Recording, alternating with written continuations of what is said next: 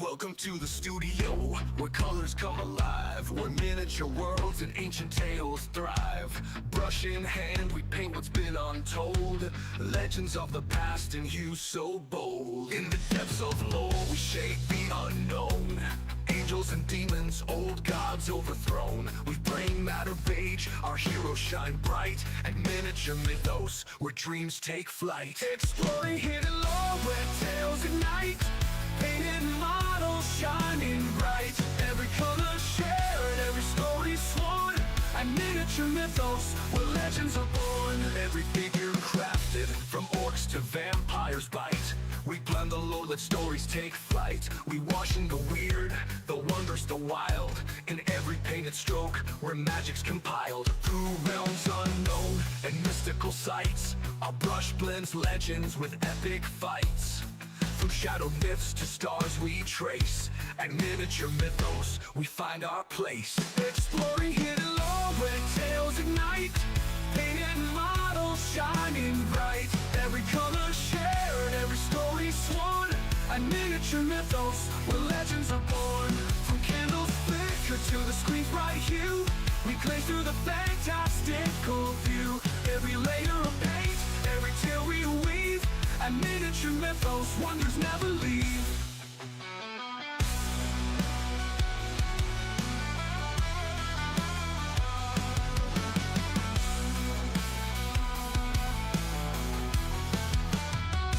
Join the quest through realms of light and shade. In the world we craft, where dreams are laid. With lore and brushwork, our palette expands, and miniature mythos where imagination stands. Exploring hidden lore where tales ignite, painted models shining bright.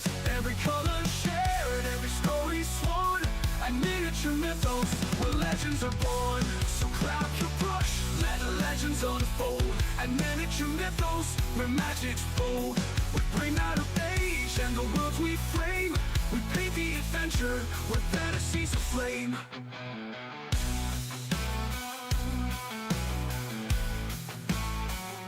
The legends are born.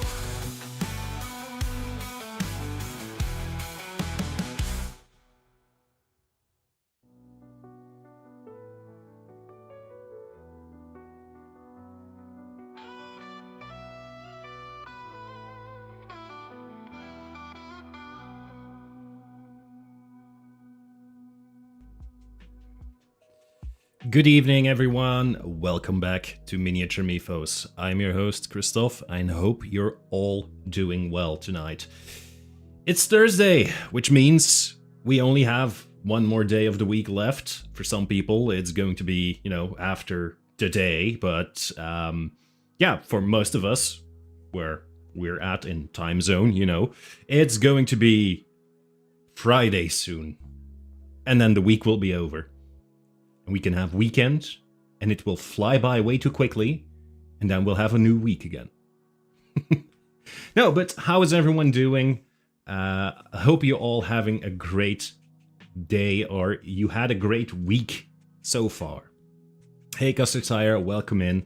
Thank you for being here. You're knackered. Yes, well, it has been a very, very heavy week. And, normally, Blue Monday is only supposed to be next Monday, and judging by a lot of my colleagues and people I know that are still working, I do believe that Blue Monday has been, expanded to be more of like a Blue Week, Blue January, because a lot of people are feeling blue. I don't know why. Is it because we have a lot of shit going on in the world? Is it because seasonal depression? Nobody knows, but yeah, everyone is kind of feeling blue at the moment. So we should best find a way to solve that. Now, we're gonna try and have as much positive vibes here in the chat, in the stream tonight. We're gonna chill with some painting. We're gonna talk a bit about stuff, and the next 2 hours will be completely positive. That might not be true, depending on what I'm gonna be talking about, but I'm gonna try anyway. Anyway, before we start with actual painting, it is Miniature Thursday, which means I am going to be painting miniature models. Then you can ask what happened with Pixel Tuesday. Well, didn't feel like it. Simple. Didn't feel like it. I had a lot of things to do. I did some reorganizing here in my studio. My office, I guess. Which is why, I don't know, maybe you can hear or see some changes. Normally it shouldn't have changed too much on your end, but to me it's way better. Like, I've revamped a couple of things, like my light, my teleprompter with the chat on it, my screens are different. Like, there's like audio panels on the wall now, which, you know, is supposed to help with my recording because it takes away the echo in the room. So I don't know if you can hear all that or notice all that, but I feel like the room has been refreshed. And I have been working on that. Soundproofing panels, yes. Audio isolation, which is soundproofing. Thank you. So yeah, that means that we are looking at a slightly improved room. And I hope that benefits the content that I'm making. What else? Oh, I've got a paint shaker. It arrived in the mail today. Because a friend of mine was actually talking about painting miniatures, and he was saying like, hey, I've got like these clots in my paint, how do I get them out? I keep shaking it and it doesn't work. And I'm like, well, have you tried shaking it harder? Shaking as hard as I can. So I'm like, well, you can get a paint shaker, which are these little devices where you can put like paint on top of it or inside of it or whatever, and it really quickly shakes them. And then I realized that whenever I'm on stream and I have to shake my paint, I am just like doing that the entire time, and sometimes my paints aren't shaken well either way, whether I shake them or not. And I thought, like, you know what, now that I'm actually helping someone else with, hey, get a paint shaker, why shouldn't I get one? So I bought a really cheap model just to see if it works. I tried it out just before stream, and it works. I'm just gonna preface that when I use the paint shaker, you will hear the noise. You will definitely hear the noise of me using the paint shaker. But know that it's probably gonna... I'm probably gonna shake my paints normally first, and if I notice that the consistency isn't quite right, I will probably pop them in the paint shaker for a quick shake, a quick shag, just to make sure that all the pigments are, you know, truly shaken up and stirred. Because yeah, I really need that for my painting, of course. Now I'm thinking, what else? What else? Is there something else? No? Shake it like a Polaroid picture. Well, if you shake your Polaroid pictures like that, okay, I don't know what happens with a Polaroid picture if you shake them like a paint shaker. They'll develop. I don't know what they'll develop, but they'll develop. Yeah, no, but what I'm going to do is I'm going to continue working on the cultists that we started last week, because if you were here last week, you notice, or you'll know, that one of the cultists, and I'm gonna grab it, is carrying a little book. On this camera, it's a really tiny book. It's a little book. It's a little book, and you can actually, when you zoom in, or zoom in with your eyes, which means just look up close. When you look up close at it, you'll notice that you can actually put something in there. It's a tome. It's a mystical eldritch tome, and I might actually just, you know, paint something in there, freehand something. It will be the first time I freehand something. Well, no, that's a lie. It's not the first time I freehand something, but it will be the first time I try something like that. So we're gonna try that, see what's up, and then I'm going to be painting the 3 investigators that I announced, which are 3 of the player characters you can actually play in the board game that I'm painting the miniatures of. Which is, by the way, it's in the title, it's Cthulhu, Death May Die. So yeah, I'd say without further ado, let's switch over to the painting cam and get going.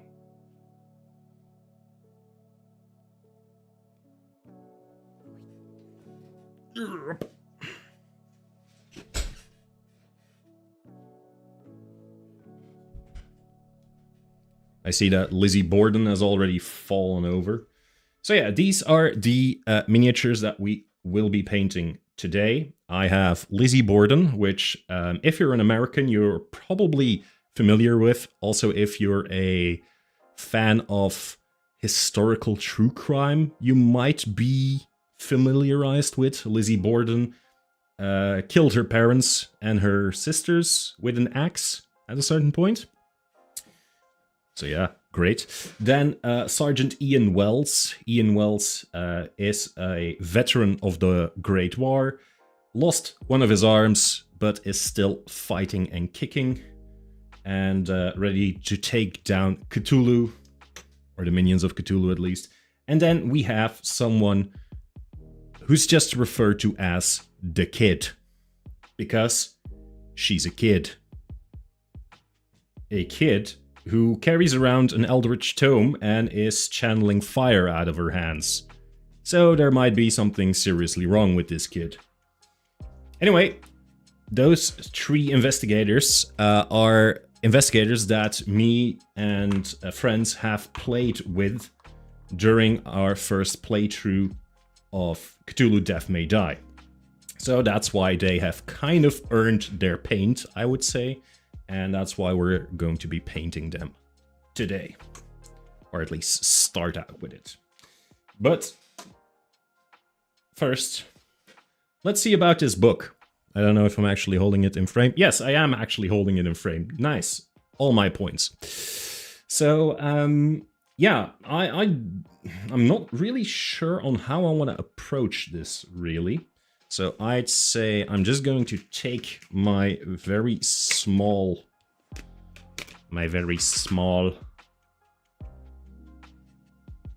markers, pens.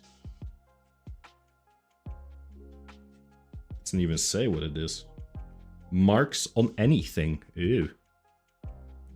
Do not burn even when empty. Wasn't planning to.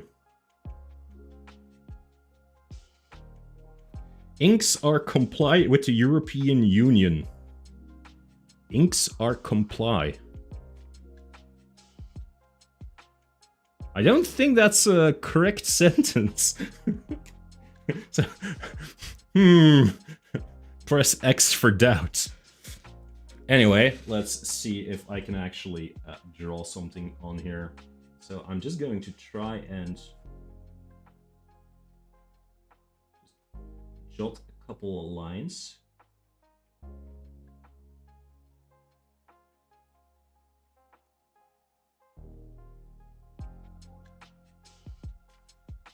That already looks like writing, which is good. Don't use it on the kid if you don't want it to burn. Yeah, absolutely. The kid will absolutely burn it.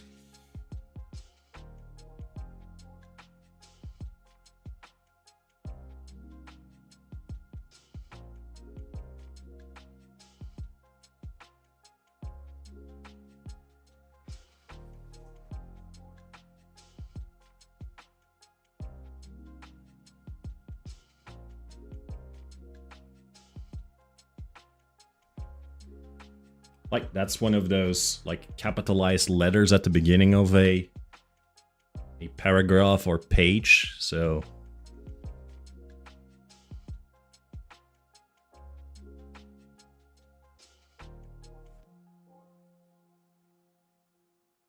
I'm just doodling something. as you can see.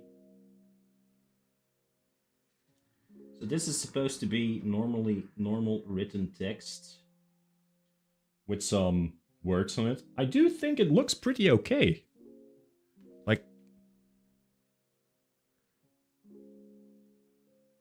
yeah, I'd have to close up a lot more, but this already looks like, doesn't have to be a lot more than this, actually.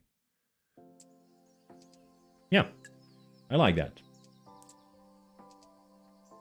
Let's see if I can do something else here.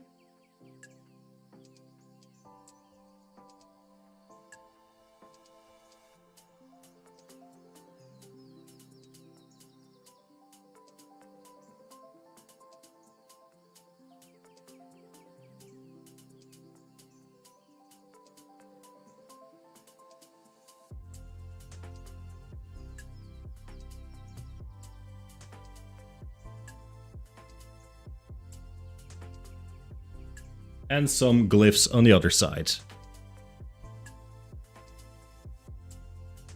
So it looks like, don't look too close, but you know, if you're from a distance, it actually looks like there's something unholy written in there. What I am going to do is like just put a little stripe here down the middle. So there is like a more distinct spacing between those two pages. There we go. That actually looks pretty okay. Yeah. That's how we're gonna do it. There. So, first objective of the day, done. It's that easy. Man, I wish everything in life was this easy. Perfect, indeed. I don't know why I said it like that, but indeed, it's perfect. Now, for these three, you might notice that there's already paint on them. Hey, Xazen, welcome in. How are you doing? Yeah. So you have Lizzie Borden, the sergeant, and the kid, and normally, like I did with the cultists, I would follow the official artwork for my choice of colors, which makes Lizzie Borden a red flowery dress, khakis for the sergeant, and the kid would have a red and white polka dot dress. Now, because that's two red dresses with white detailing in one go, I'm thinking about shifting the colors for the kid. Why? Because, well, Lizzie already's got a red dress, so I would say I will go with kind of like Alice in Wonderland colors for the kid, which is that light blue and white, you know, and a black bow tie in her hair, blonde hair. That's what I want to do for the kid. Hey, yo, Season. Or as the kid says, ha ha ha ha ha ha ha. Yes, that's true. Like every character in Cthulhu the board game has like a stat page and a quote from said character on the stat page. And the quote for the kid is just maniacal laughter. It's just ha ha ha ha ha ha. Hey, Invisible, welcome in. How are you doing? Season, how are you doing? Welcome in as well. Of course. So, for those who weren't here just yet, like I said earlier, I have a paint shaker right now. I am only going to use that when I can't get my paints mixed by shaking them the normal way. So you will still see me and hear me shaking. It's only after that I will, you know. Where's my water? There. Use it. I need to know how bad it is. Okay, sure. Let me guess which color am I gonna put in there. You know what? I'm gonna put this color in there.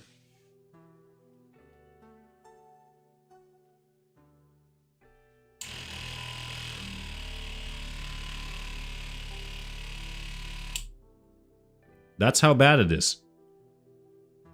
Like, I don't know if it actually picked that up. Because it's like a low humming sound, and normally like the thresholds of my mic are put like that. Sounds like something else. Yes.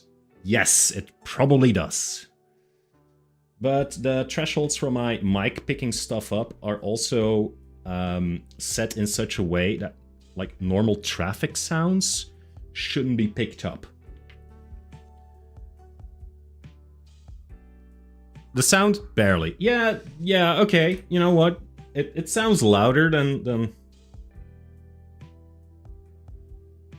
and it actually, you know, in real life it sounds louder, you know? Yes, it's a toothbrush.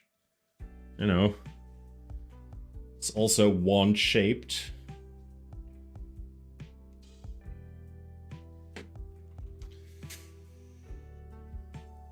I'm gonna take the easy route first, and I'm going to go over Lizzie's clothes real quickly, because I have painted these a while back, and she's already losing a bit of her luster.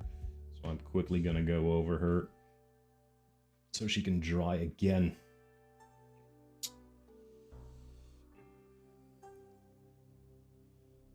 Again, this stream is live both on YouTube and on Twitch.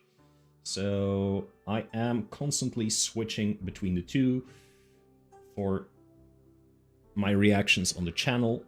So if you hear me reacting to someone you can't see in your chat, it's probably because they are on the other channel, the other platform, which, you know, makes sense.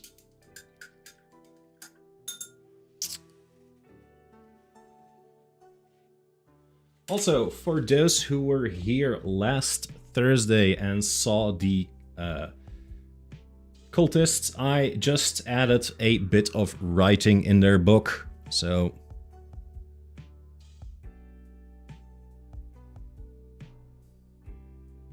now it's an Eldritch Tome with incantations. I think it looks pretty okay. I like the way the ink pen works. It's a really fine pen, so I managed to get like small details in there, which I kind of like, and I'll probably get better at freehanding when I do stuff like this on a more regular basis. So yeah, we said David Lynch died. Oh boy, how old was David Lynch? Shit. Move out of the way, Marcel.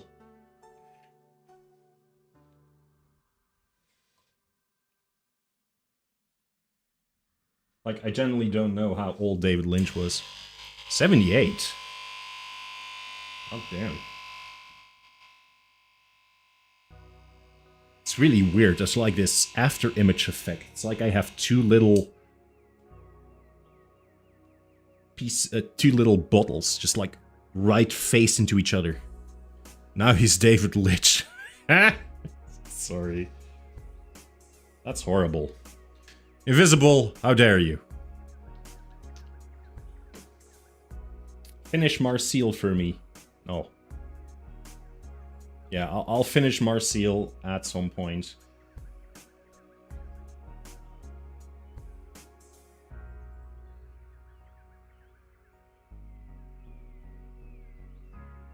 I thought this color was going to be much darker.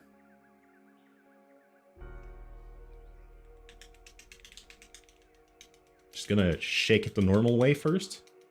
'Cause I genuinely thought that this color was going to be darker. Yeah, it is darker. Damn. Not by much.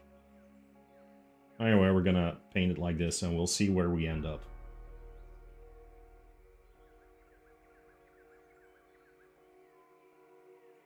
I also feel like I should let go of my impossibly high standards.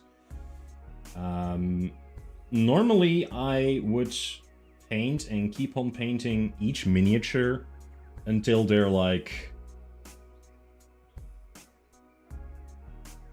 pristine, great.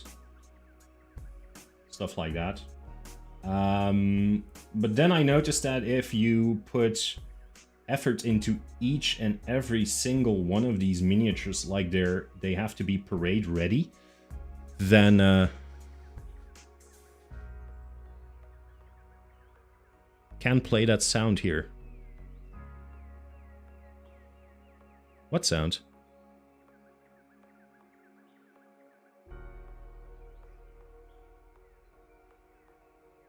If you actually think like, hey, you know what, I'm just going to make them all look parade ready, then Hello, motherfucker. yeah, it's just going to take way too long to actually do that. Oh, this sound. No. That is one of the things on exclusive to Twitch, Invisible. It's the sounds. All the sound biddies, all the stuff, the redeems and all that. Twitch is more focused on streaming because that's basically the only thing that Twitch does. YouTube, you know, is not providing those functions yet. I don't know if they are actually planning on implementing those. I don't really mind, since YouTube has other things going for it.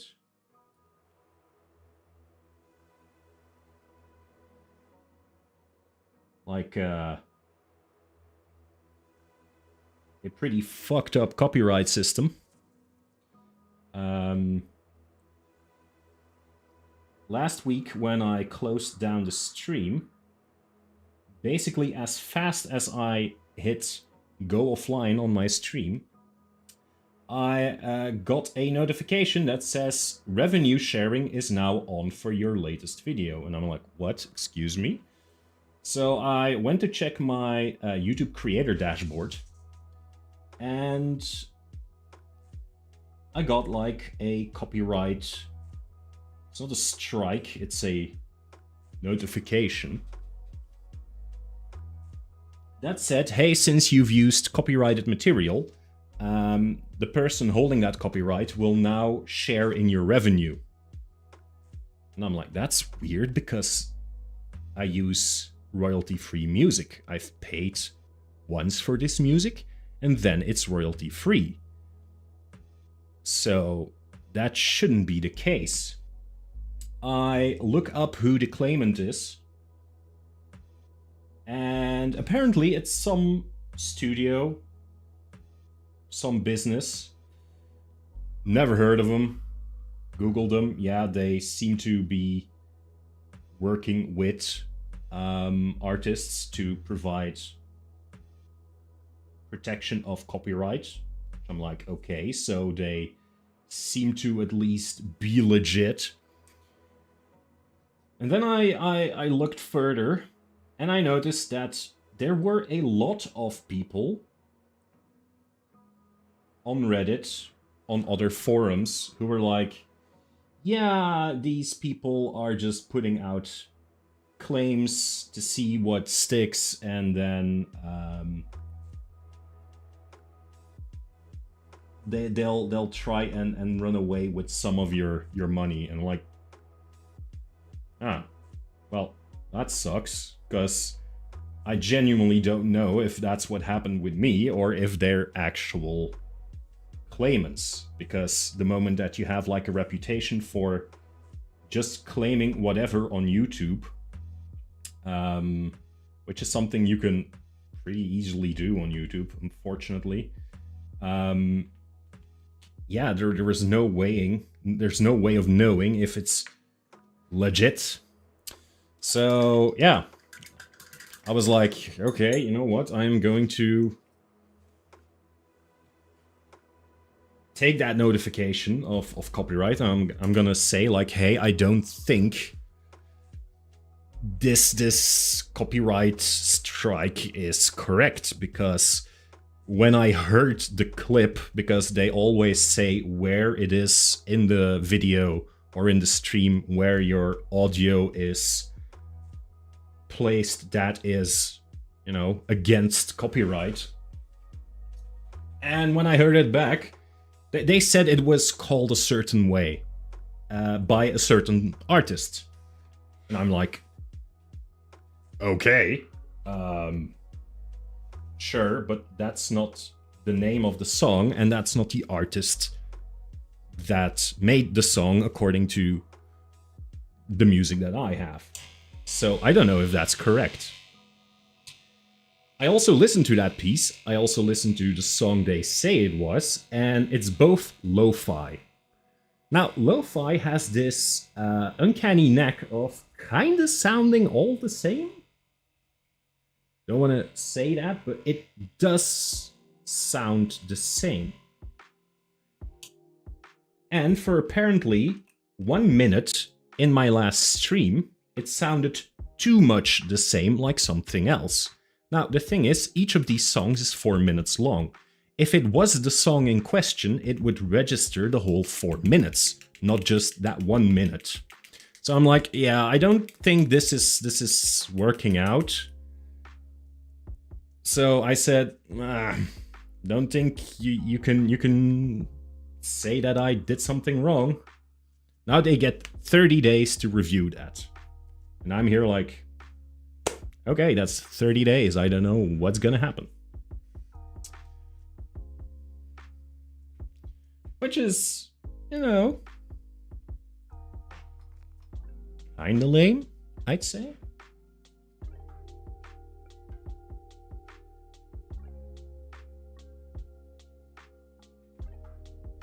Since I genuinely don't know what's gonna happen. Do I have to take down my video? Do I have to mute it? Do I change something?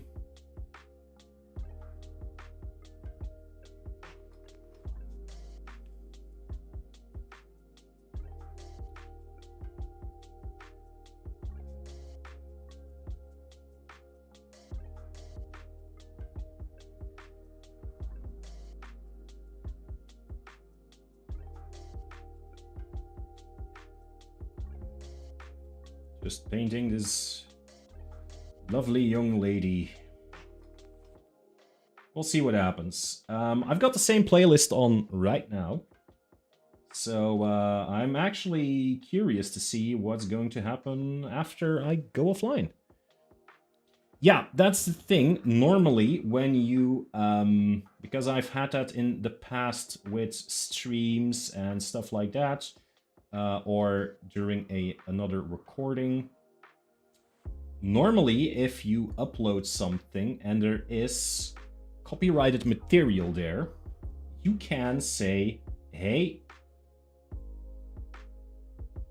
mute the music, but keep all the other sounds, like my voice, something here in the background. Just mute the music. And it will do that. So my speech will still be okay, for as far as it is.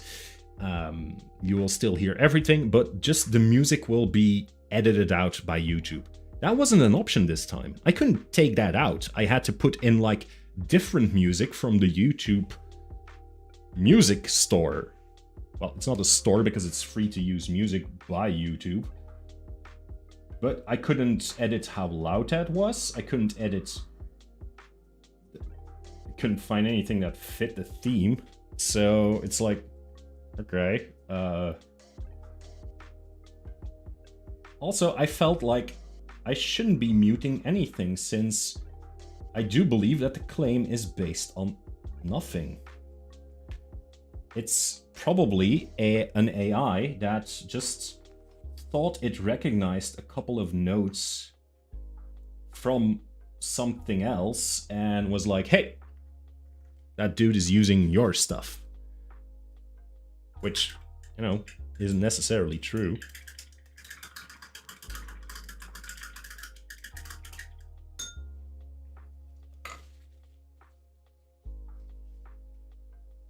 Now, just gonna put them down for a second.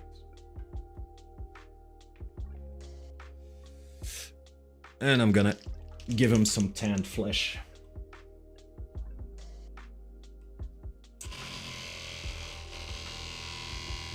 Bzzz. Also, the reason why I bought a paint shaker is because I don't want carpal tunnel syndrome. Like, when you're young, you can do this all day long, if you know what I mean, but when you get to the ripe old age of 34 going on 35, you have to watch out what you do. Is consistency better? Yeah, it actually is, so it does work.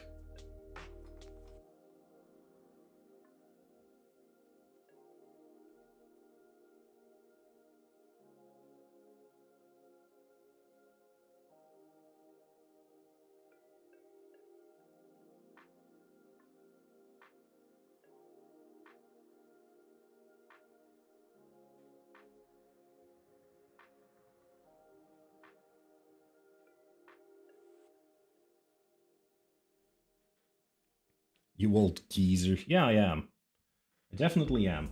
Look, it only takes a couple of times where you were, like, working with your painting, and you shake a couple paint bottles too long or too hard, and you feel like your muscles tense up in your wrists.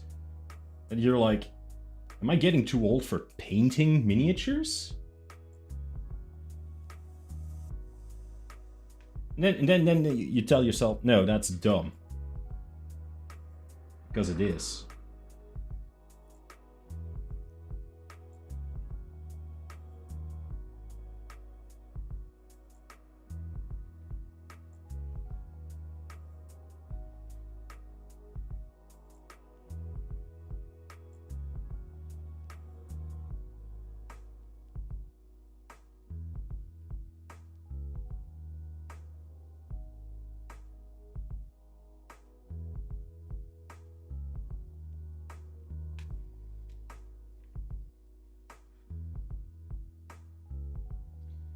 Now, how's everyone been? Is everyone having a good time?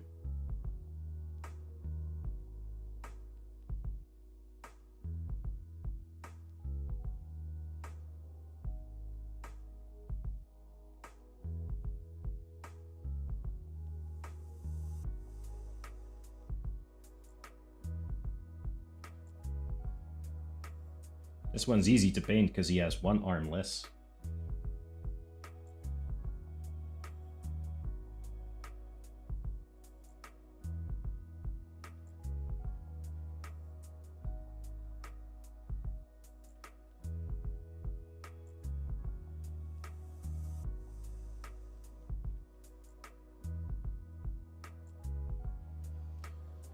There we go.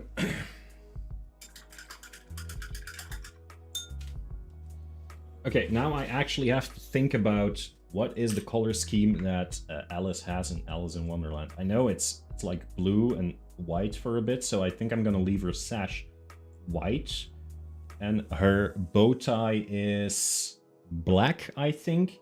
She's also wearing white socks, if I remember correctly, and black shoes. So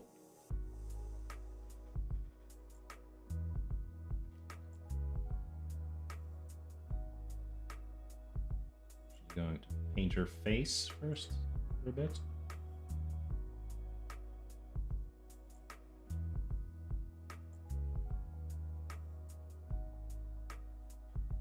Disney Alice, yeah.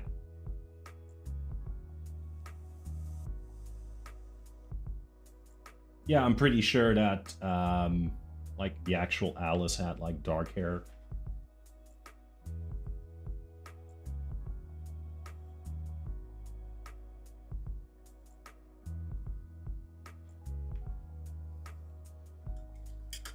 She was British.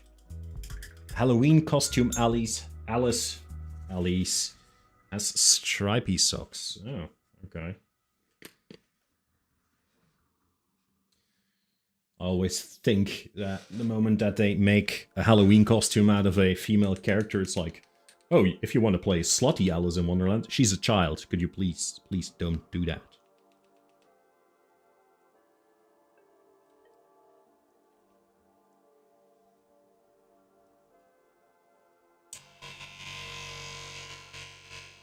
I believe original Alice had red socks. That could very well be the case. I don't know about that, actually. Oh, I was thinking today, like, oh, there was... It suddenly hit me today when I was going to work. You know what kind of books that I could still read? And then it hit me, and it was a really good idea, and now I forgot it. I was like, it's amazing. It's a beautiful idea. Should totally do that.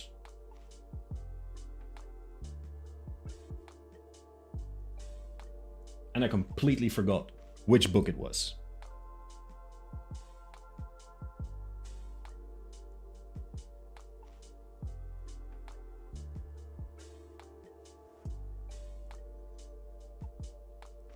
I'll remember eventually. Yeah, or I'll even forgot that I had that idea.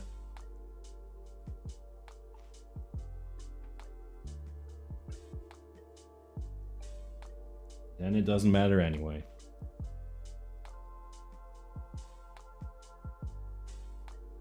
Yeah, because I was even thinking like, oh, I can actually read that next week, week after. I was really excited about it. Man, I feel so dumb for not knowing it now.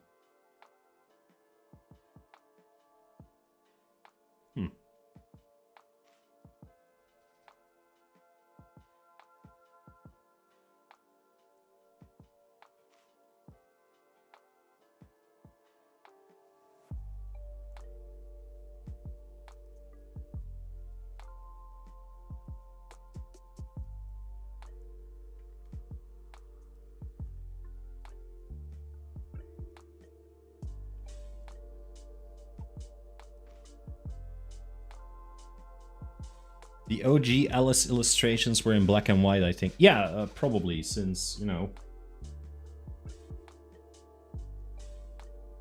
they're from a while ago, when the world was still in black and white. We all know color wasn't invented until, like, the, I don't know, 1930s, I guess.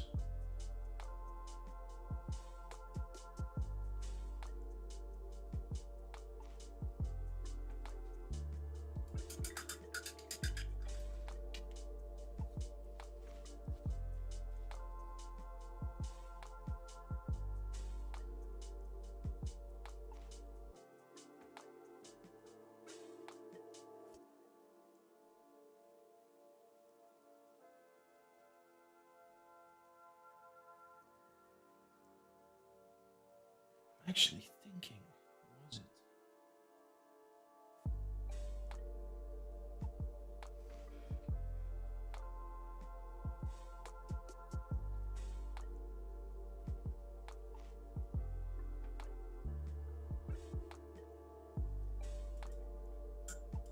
I'm gonna be really upset with myself not remembering what I was thinking about this morning.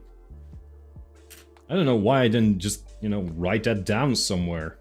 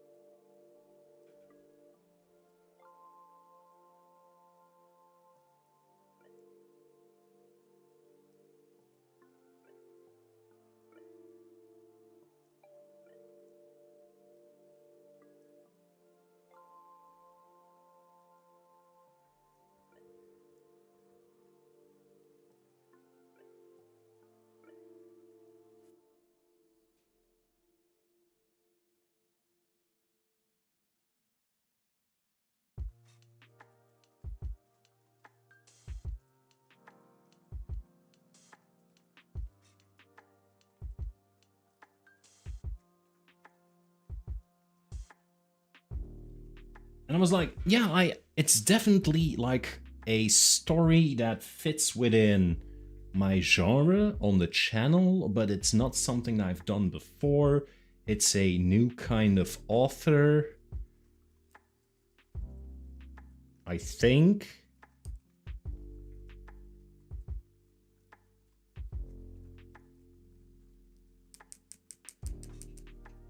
Well, not a new kind of author, it's like an author I haven't done yet.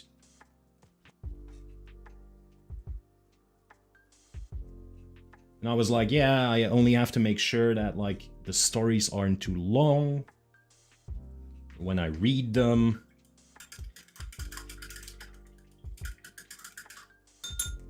Damn it. I'm really drawing a blank here.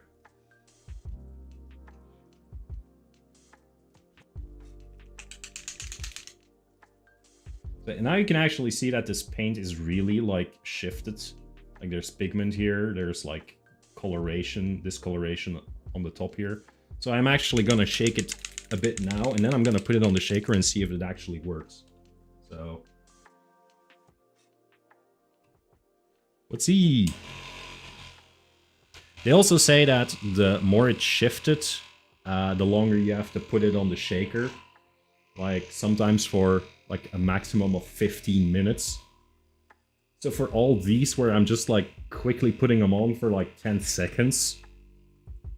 Yeah, it's only normal that it might not completely work.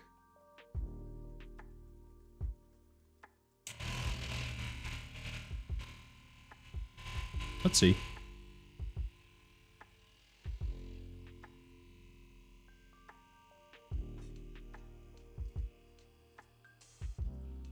Don't you hate it when it happens when you, like, you know you've thought about something and it was a really good idea and it's really important that you find it back?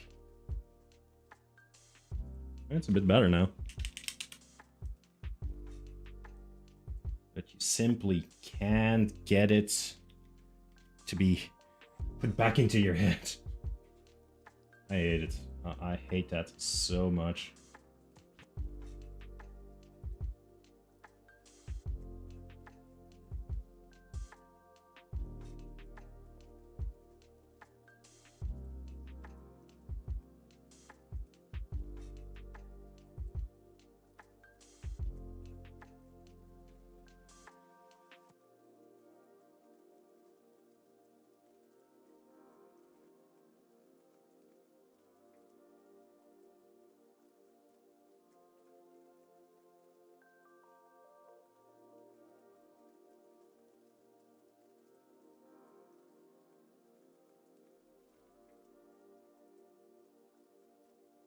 Ah.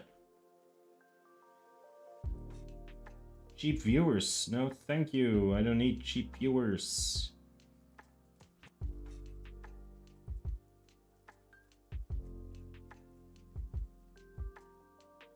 Banhammer. Yes. Thank you, Custard Sire.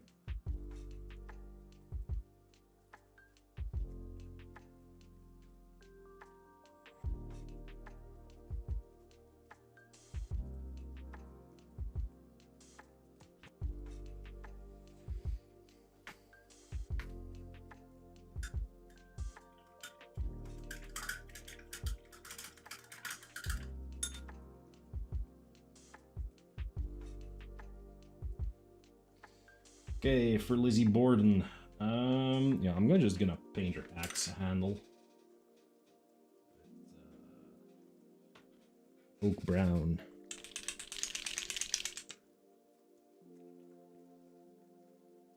Oh yeah, this needs some shaking.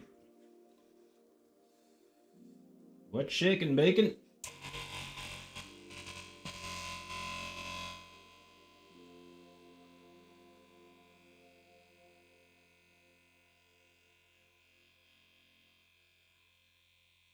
Doopy doopy doo.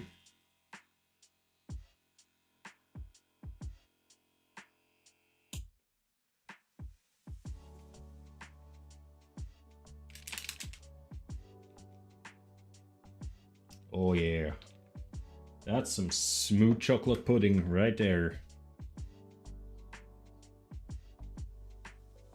What bacon is shaken? My chocolate bacon? No, wait.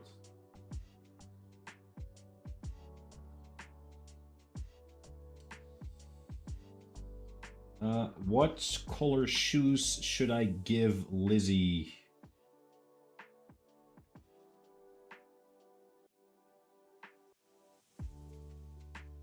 She has a red dress. So maybe even red shoes? Is that a thing? Red from all the blood she hacked away. Okay, very well. Let's go with that.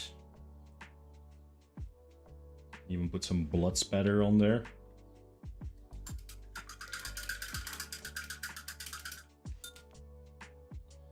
I'm gonna give her the same hair color as the sergeant, I think.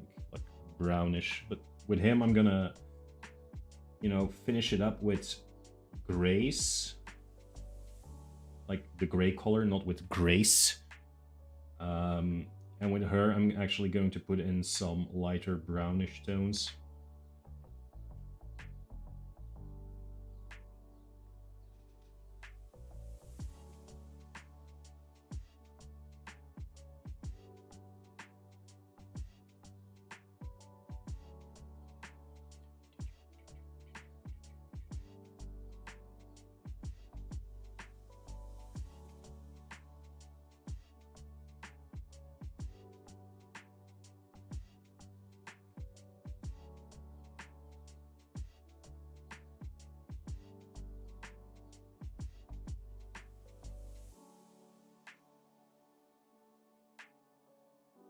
This is going to annoy me the entire time. The fact that I don't remember what I was thinking of.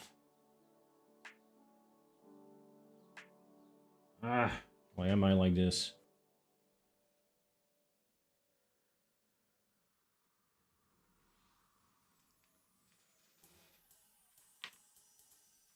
Put them down so you can actually see them.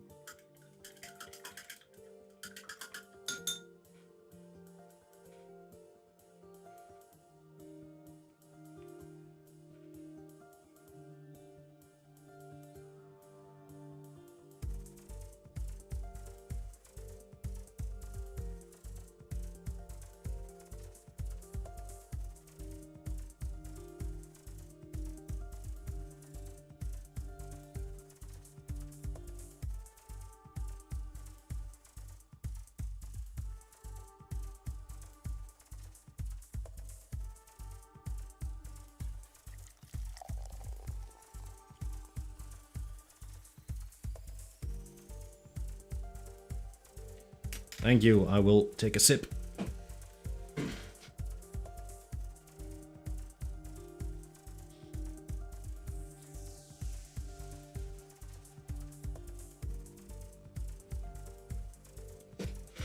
We're drinking water like healthy people and plants.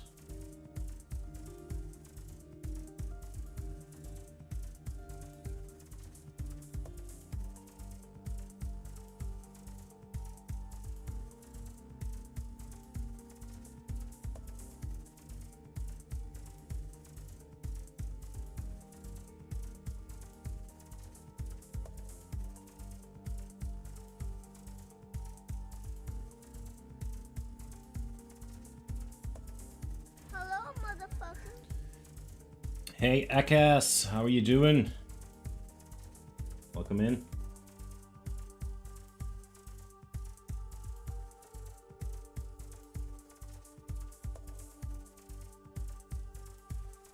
You're doing good? That's nice to hear.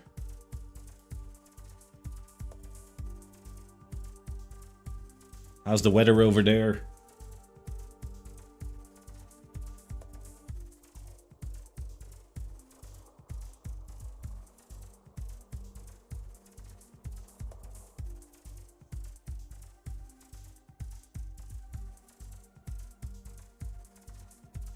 She actually starts to look a bit like Alice from Alice in Wonderland. Again, the Disney version, so...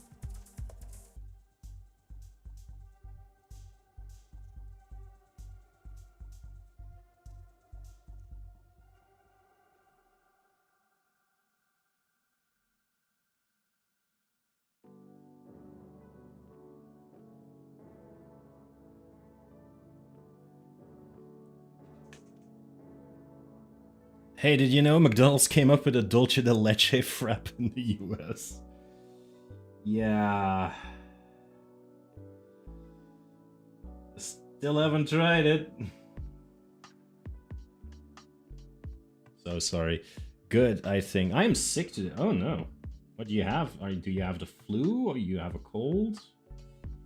I hope it's nothing too bad and you are just, you know, a bit low energy, but otherwise fine.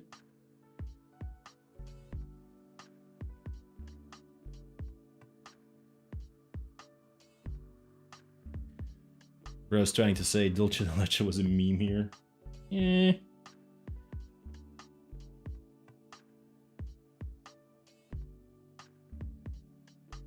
A cold, I think, but yeah, well, I hope get better real soon. Dart Mart, hey, welcome in. Howdy from Robert E. Howard country, Texas. Yes. The... What do they call it? The single star state? No. I don't know. The barbecue state. No. The Lone Star State. Yeah, that's it. The Lone Star State. That was the thing. God damn, I was close.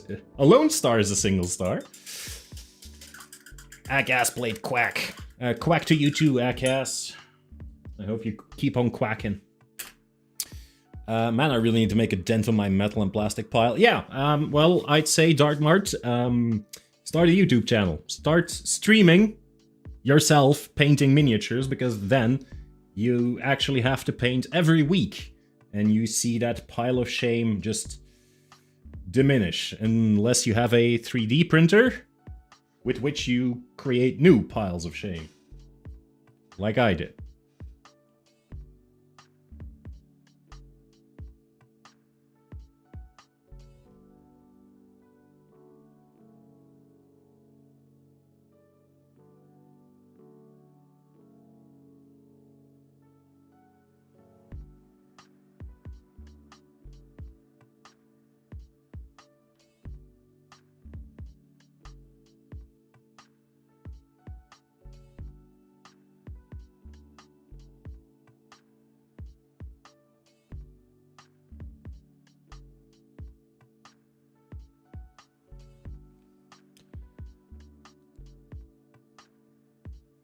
Close enough. Yeah. Or paint every week during the stream. That's true. There is actually people. There is people who actually just, you know, also work on their little projects during the stream because they feel like, hey, if this person is doing it, might as well join him. Just listen to him rant about stupid stuff.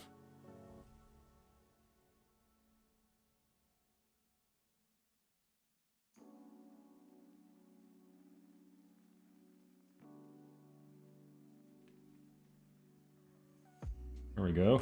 Lizzie Borden. Yeah, I think I'm gonna give her red shoes. The Lone Star State. Yes, indeed.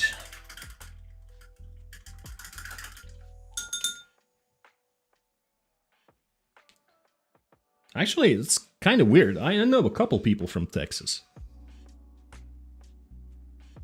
I'm on it right now. What are you painting, Invisible?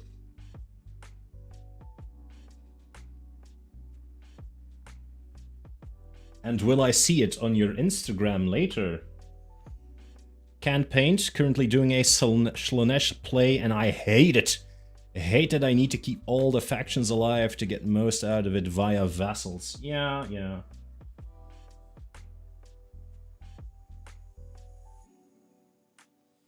Slaanesh is a special one.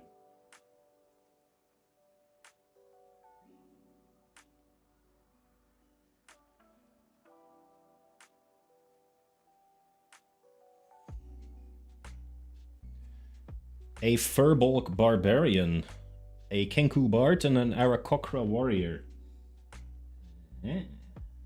That sounds like a D&D party. all the little animal folk. Talking about animal folk and increasing my pile of shame through 3D prints, I have seen a lovely set of models for a Beastman army. And I'm like, should I really... Maybe I should play a Beastman army in the old world. And I can print them. And I'm like, no, let's not do that. Yeah, a Furbolg Barbarian, a Kenku Bard, and an Arakokra Warrior walk into a bar.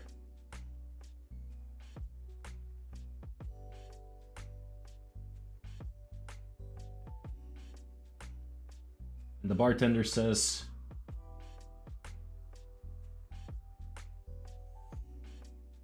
Is this the start of a joke?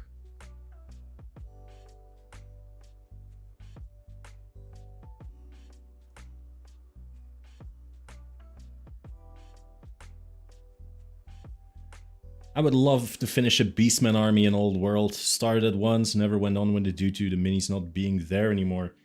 Yeah, well, if you want, I can print Beastman minis. Like, I've got really cool Beastman models. Just ready to go. Now that I see her like this, I'm like, I could have given her the colors of Velma. Jinkies! I killed everyone. I could still give her the colors of Velma.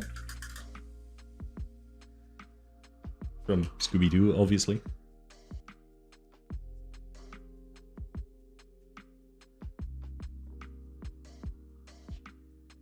I'm not gonna do it. No. I'm not gonna do it.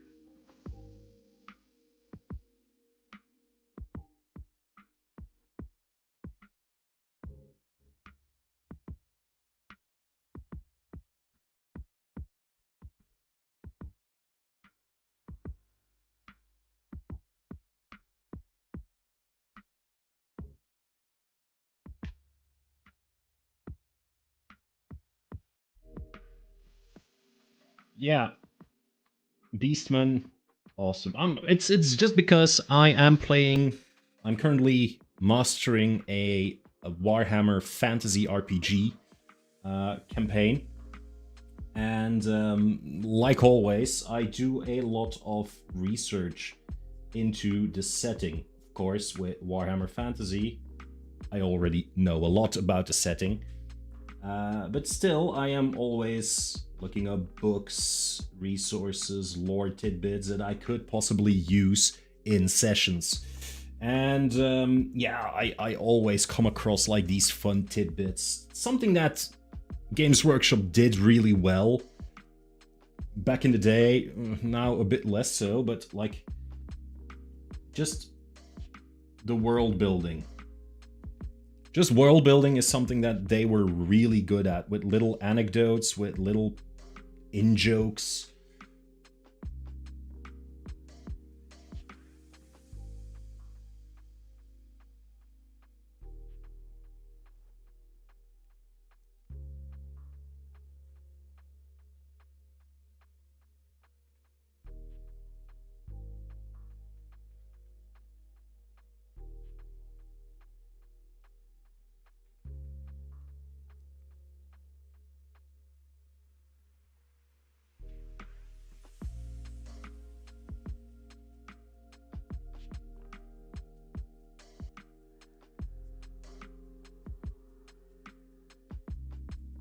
And then you just come across all these cool things and you realize like, oh man, Beastmen were cool.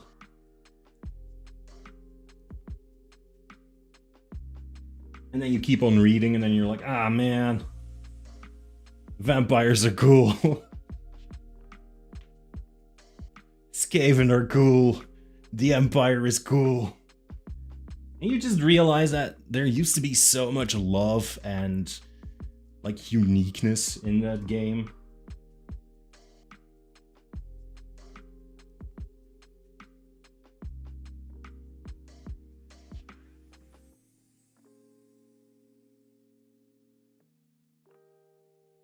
And now it's all Age of Sigmar. And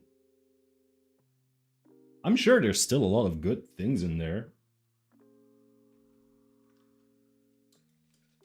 It just doesn't grab me anymore, I guess.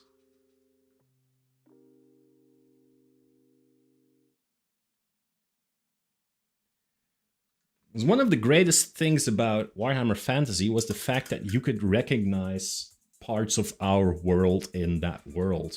And now with Age of Sigmar, when they have completely changed that thing, it doesn't talk to me anymore. It's really weird.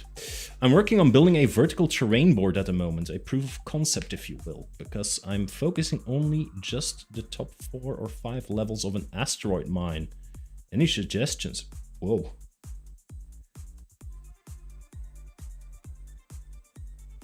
Working on building a vertical terrain board for a science fiction role-playing game, I guess, because of an asteroid mine. Role-playing game or war game. Both are actually viable.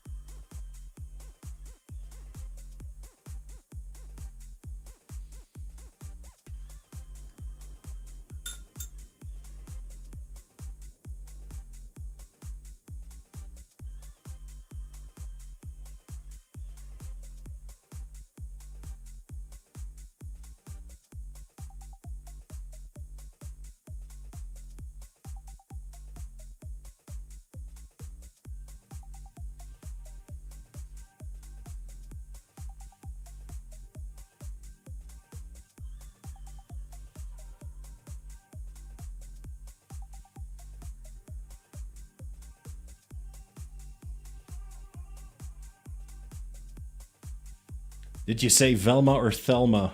Velma from Scooby-Doo.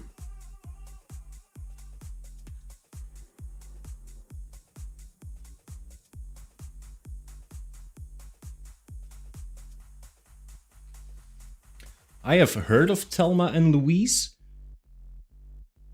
I can't quite put my finger on it what or who they are, though. That might be something a bit too, I don't know, American? I don't know. I don't know where it comes from, so...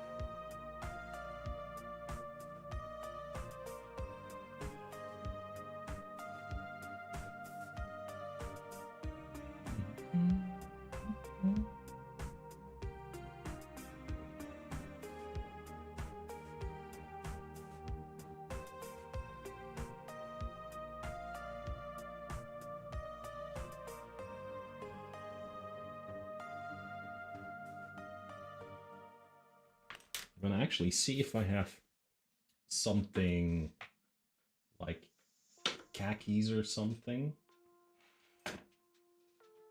Well, it's not khakis per se, but like...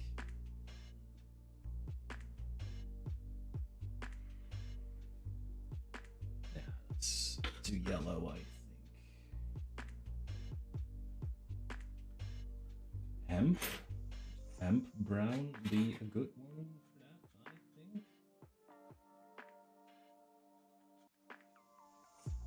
Ah, there, I got it. It's called combat fatigues. There we go. It's not really khaki, but khaki.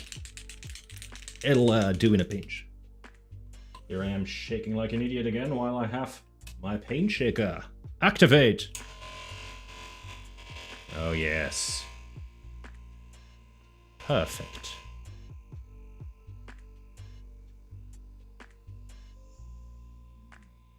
Imagine that I will get a copyright strike every time I put this pain shaker on from a company that makes massage ones, and they're like, hey, that's our sound. It's like, what? Leave me alone, please. Who are you?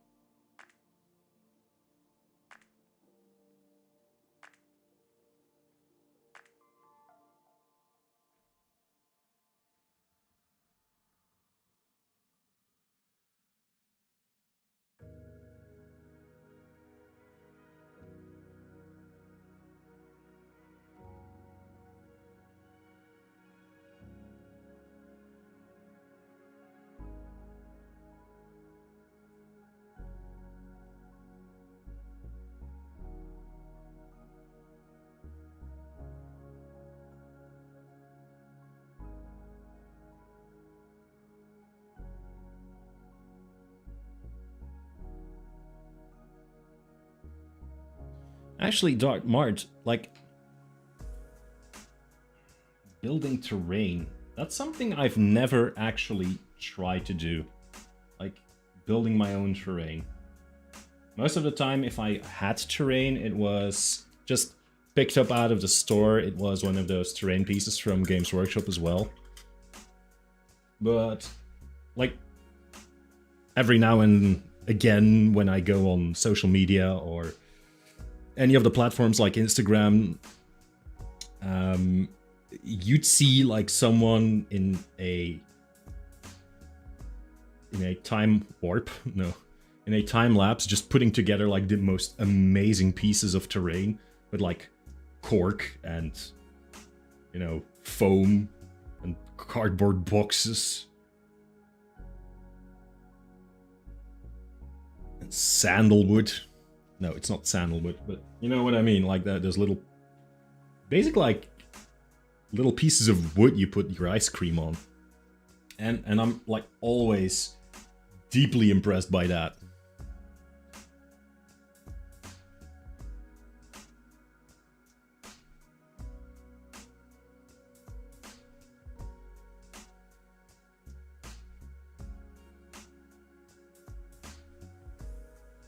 Put a bit too much paint on this one.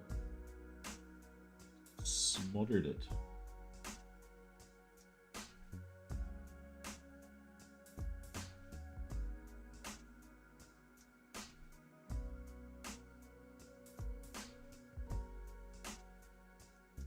Two women who go on a big police chase in the American Southwest, played by Susan Sarandon and Gina Davis. The ending is nuts as they drive over the Grand... Oh yeah! Yes! Now that you've... Yes. I have seen that movie. Or at least partially, or scenes from it.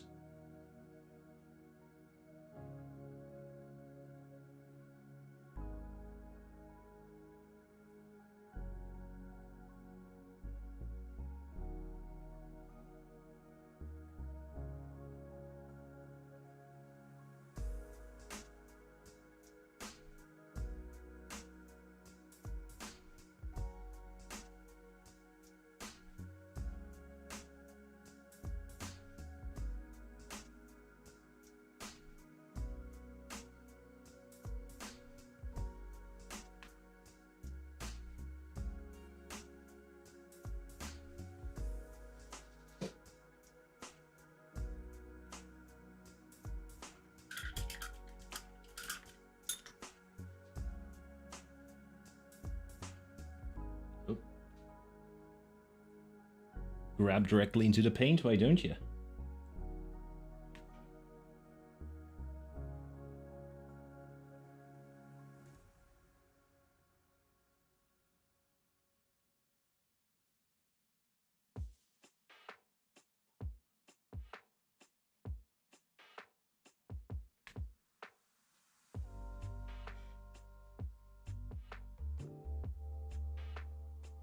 I like this.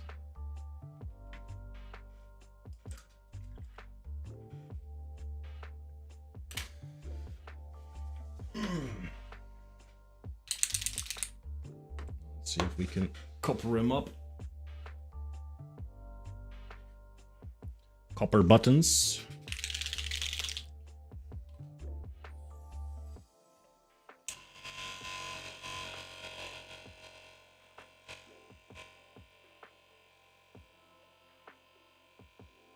I just love that sound. Not gonna lie.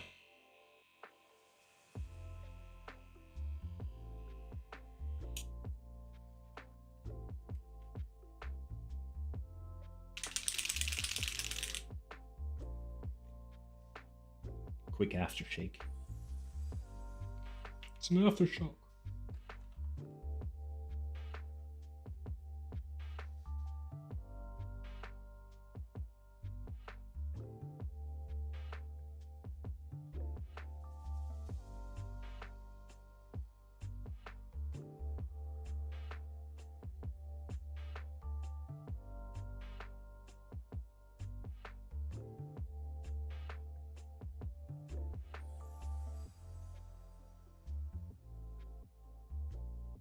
Many buttons on this dude's uniform. Oh, yeah.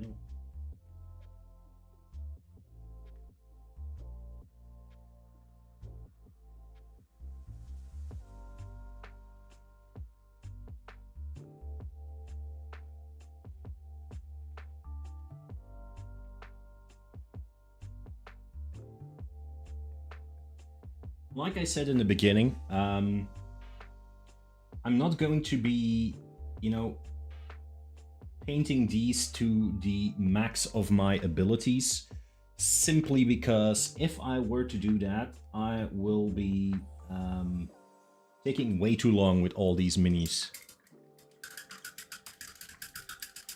Immortal Polar Bear King. Greetings, fellow humanoids. You are having a fantastic day. Yes, I am. How are you? Immortal Polar Bear King. That's a really nice title, to be honest. You too are part of the human species? Polar, please, the whole name is too stuffy and formal.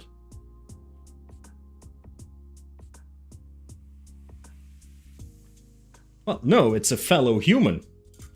So it can't be a droid or a bot. Well, probably, but we'll see. Please, the whole name is too... Immortal Polar Bear King, please, please, call me Polar. Mr. Immortal Polar Bear King was my father.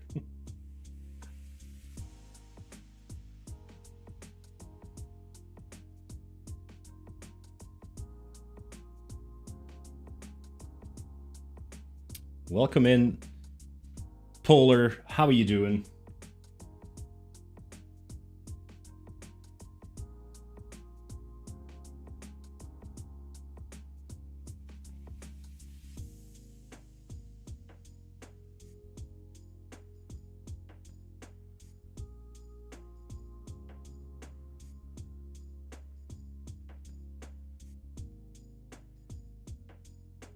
Where, Polar Bear?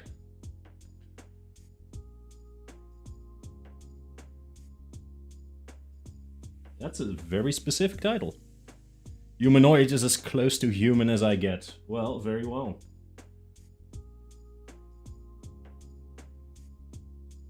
Isn't it with the same as with a normal werebear, that your alignment is like lawful good? So you transform into a anthropomorphized polar bear and you just like build an orphanage overnight just because you're too good.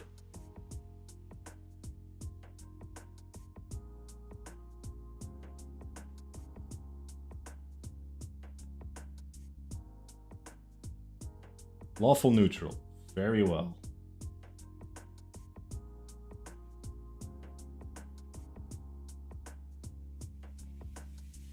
That's as much as one can hope for these days.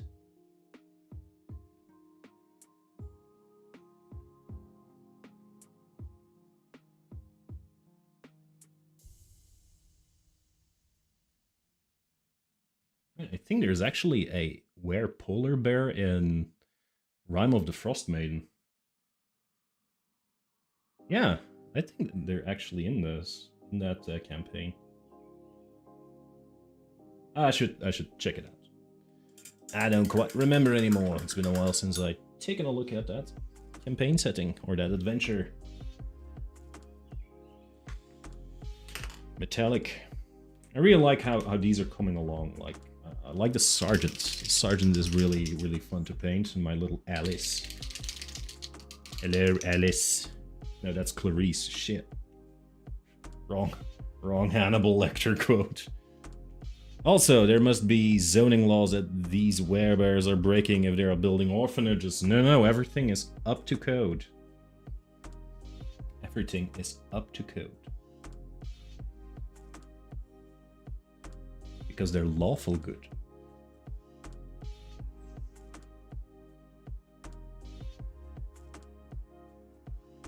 They wouldn't be breaking the law for no orphanage.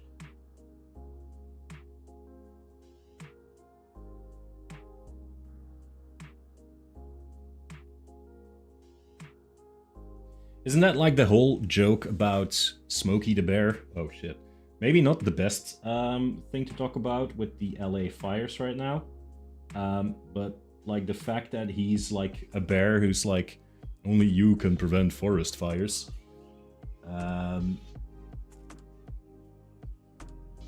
They say like he's a werebear because he's like lawful good.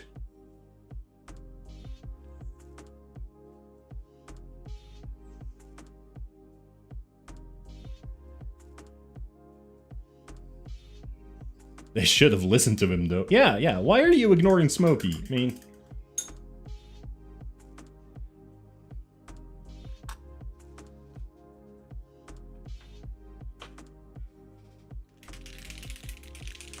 No, but honestly, I feel horrible about those LA fires.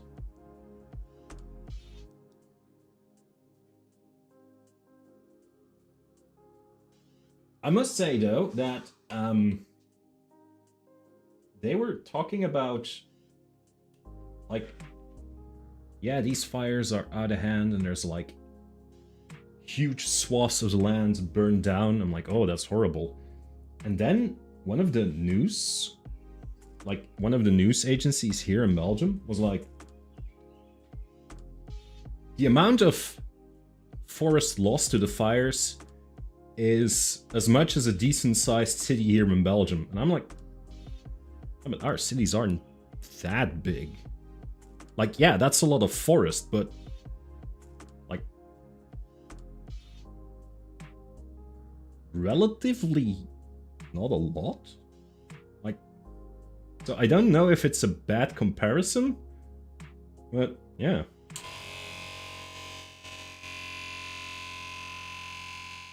Because I want to believe that it's horrible, because it is horrible. And every acre of forest gone is an acre too much, of course. That comparison, like, really struck me as odd. It was like, our cities aren't that big, like, in size. Zoning, though, are they building in the right places? How many are they building? Where are they getting the materials from at night? Like, either they are stealing from stockpiles or making so much noise refining the materials themselves. And if I were a werebear, I could probably tell you. But I'm not. So, those secrets will forever remain Just that. Secrets.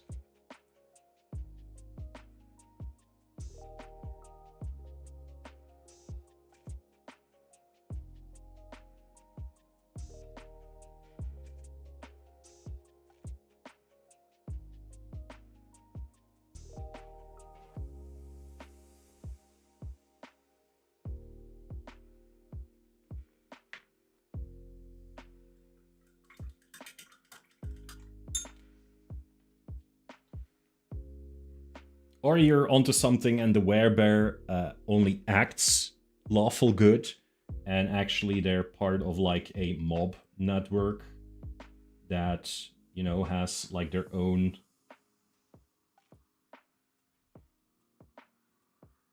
lines of resources and logistics. The group of fixers and builders, construction workers. They all keep it hush-hush.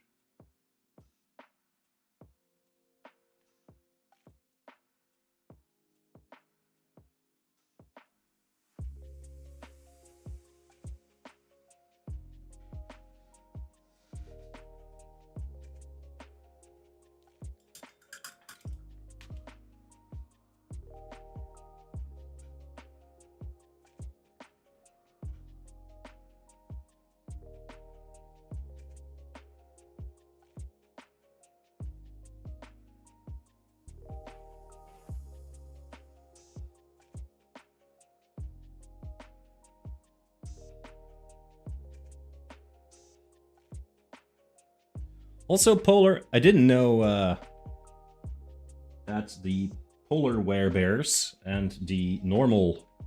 Well, I'm not gonna say normal, but the common werebear, because you're, as a polar werebear, you're just as normal as anyone else. I don't want to ostracize you. I didn't know they were so spiteful towards one another, or at least as critical to one another. The implication of one town werebear slowly building an orphanage once a month at night, and the village all prepare themselves for a night of zero rest due to the sheer amount of power tools this guy owns. Yeah, that actually is a very good concern. Maybe they're building it, you know, on the town outskirts. Maybe they're really attentive to it.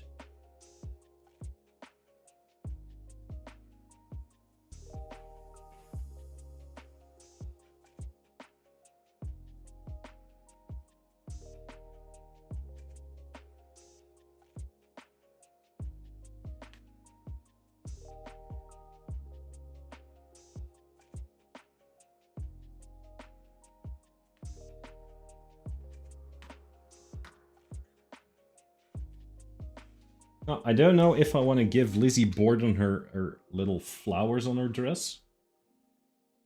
I don't know if I can actually do that. Like, again, that will be freehanding.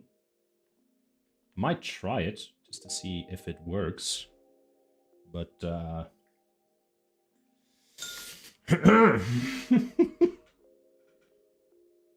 I don't know if it's actually going to look like anything.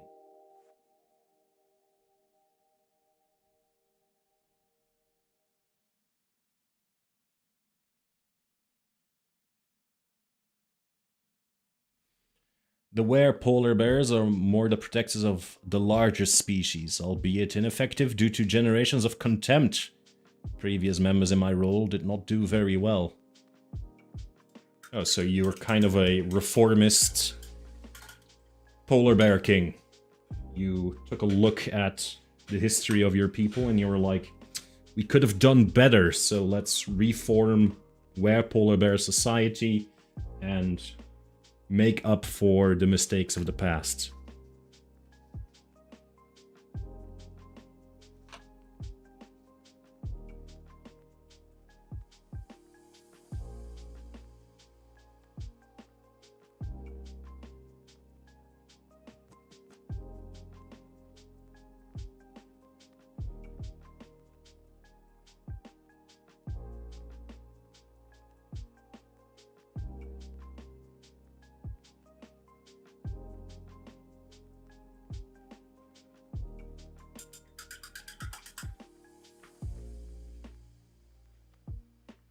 Which, you know, I think I support.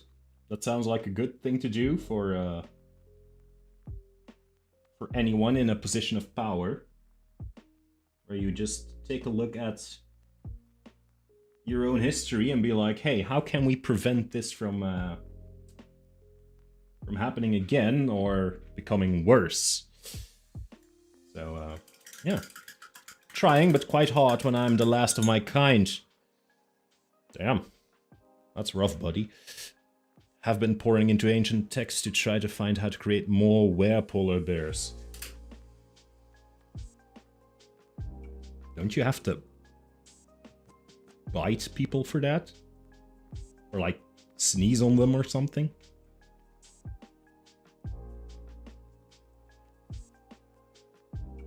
Which I get is not the most appealing thing to do. And it might not help your case to become viewed as a positive force in this world. But then again, you know, I'm sure there's people who are sympathetic to your cause who wouldn't mind being turned into were-polar bears. Complex process, seems it only works on old people from what I can tell. Something about white hair. Well, there's a lot of people who have white hair who aren't old people yet.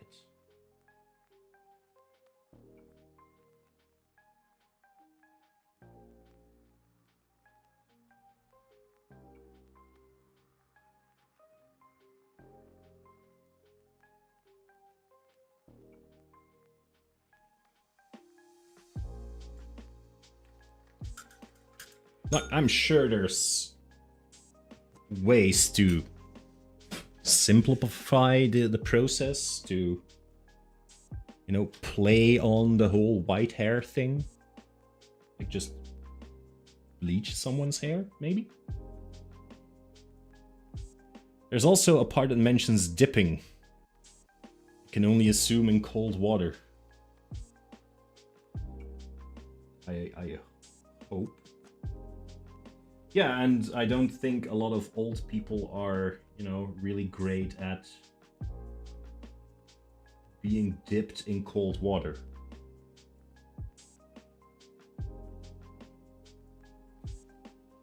The bleach idea did cross my mind. Yeah, but then again, don't want to bleach too many people.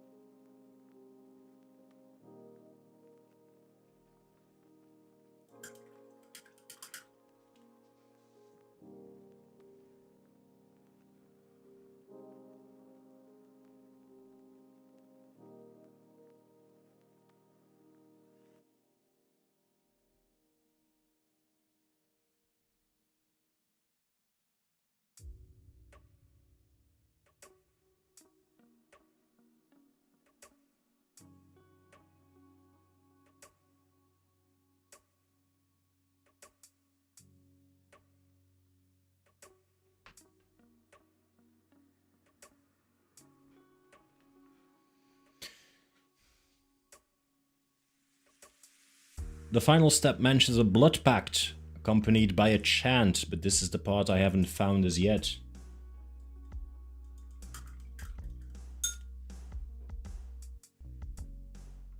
Something like a polar bear anthem, perhaps?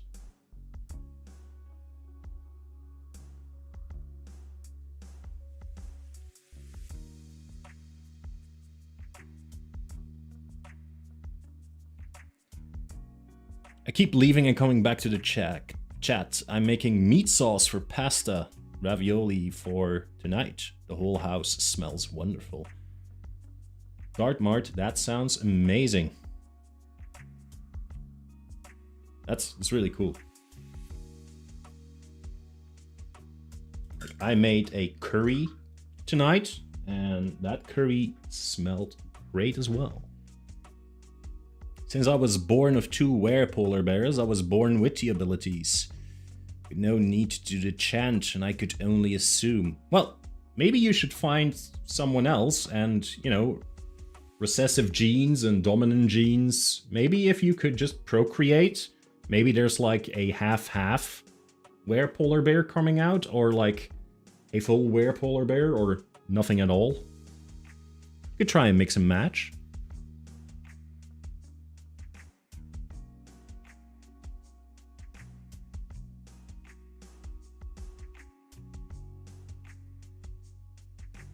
Ravioli is such a comfort dish. Yeah, absolutely. I've taken down grizzly and black bears before. Polars are still on my list. Like, isn't the whole thing like, if it's brown, lie down. If it's black, fight back. If it's white, say goodnight. Because you don't want to mess with a fucking polar bear. Because polar bears will mess you up. Like, I'd assume that something that lives on the North Pole just doesn't mess around. Like, although I do believe that a grizzly is nothing to sneeze at. So. And a black bear is probably a pushover because, you know, the rhyme goes, if it's black, fight back. So. Yeah, Immortal Polar Bear King. So, since you were born of two were-polar bears, you were born with the abilities. Okay, so what if you, like, try to game the system with the recessive and dominant genes, and you're like, if you start procreating, you're like, well, at least I have a race of half-polar bears, were-polar bears, or maybe some of your offspring might be polar bears, and others might not be. Well, it's a guessing game, I'd say.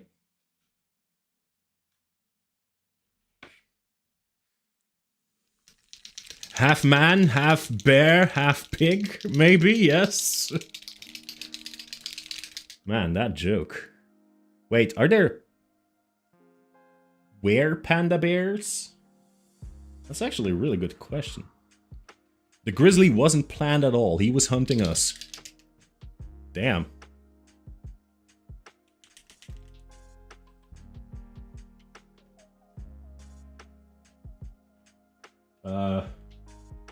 What did you do, Dart Mart, to be hunted by a grizzly? Like, I don't know, are grizzlies naturally inclined to hunt human? Like, I thought bears would attack you if you're in their territory, if you threaten their young. But I don't think a grizzly will simply look at a human and be like, I'm gonna eat that. You know what? No, that sounds very viable. I don't know what I'm talking about.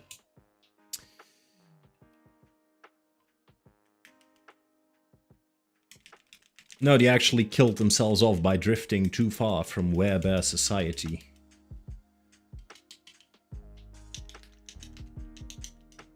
Oh yeah, wait. There are panda werebears. No, they actually killed themselves off by drifting too far from werebear society. Yeah, well, if the whole breeding without abilities is a problem, those pandas aren't doing it. Also a lack of intimacy, right? They just... Those were-panda bears are like completely grayed out on emotions. They're like...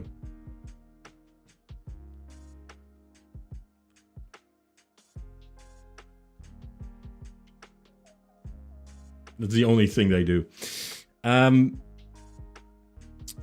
That could be an option. But there is a small issue. Being married to a mermaid. That could be dangerous. I don't know. Then you are... Then the offspring is possibly, you know, part polar werebear or were-polar bear. And part mermaid. And both are excellent swimmers. So you could be a were-polar bear mate.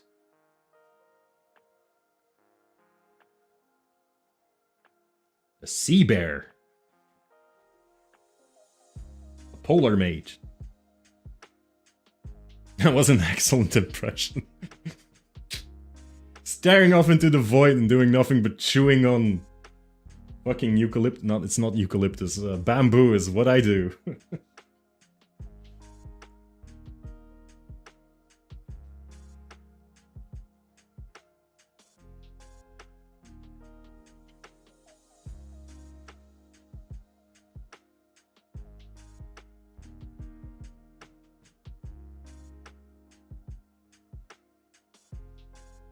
Like, something else, like, you know, this is a weird convo when you're doing something else. It's probably a weird it's a weird convo if you're just doing this convo, I mean.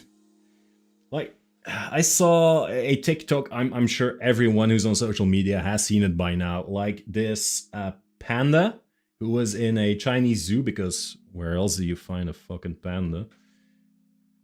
In another zoo, but you know.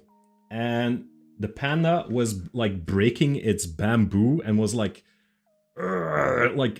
showing its teeth and like grinning because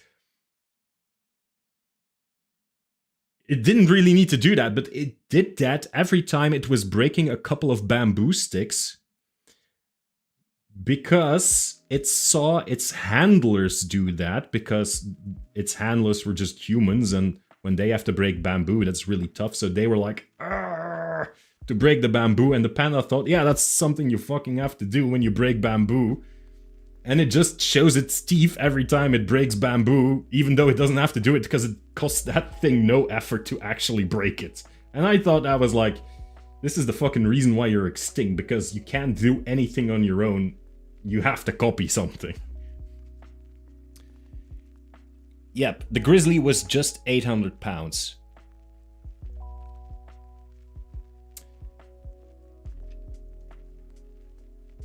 I have no idea how big of a grizzly that actually is. 800 pounds sounds like a lot, but that is because we don't work with pounds here. Or lips. I don't know why lips is pounds, but there we go. It's 400 kilograms. Yeah, it's around 400 kilograms, I know. But 400 kilograms sounds like a lot. But maybe not for a grizzly. I don't know. I don't know how heavy. You know, just 800 pounds, no biggie. Yeah, that's what I mean. Like, I have no clue if that's supposed to be big or not. Like, I think if something weighs 400 kilos, that's a pretty big thing. Then again, if you tell me that a grizzly bear weighs 400 kilos, I'm like, that's a pretty average sized grizzly, I think.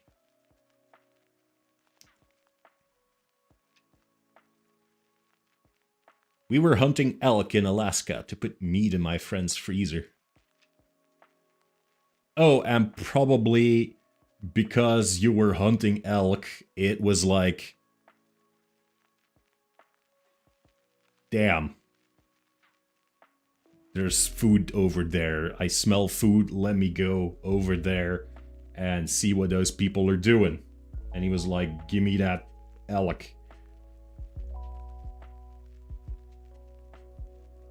Okay. Back to the polar bear plot. Dangerous, like I don't want to accidentally make the nuke. That offspring, assuming ideal outcome, would be uncontrollably dangerous.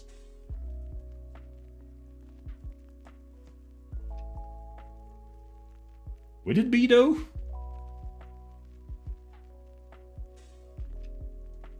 How would a were polar bear mate be uncontrollably dangerous? Because they both inherit the were polar bear throne and like the mermaid throne or something? Is it a political thing? Is it a cultural thing? A religious thing? I don't know, I'm not versed in the were polar bear religion. Or the mermaid religion, for that fact. I am above average height for a person and like 220 pounds. Yeah. Like...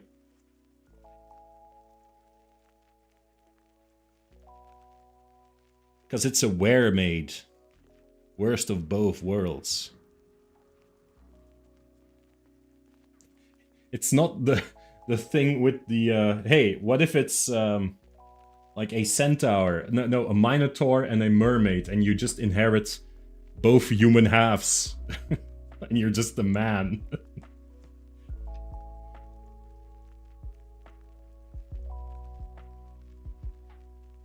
Dad was a minotaur, Mom was a mermaid, I got both human halves. I don't know why I was singing that, but...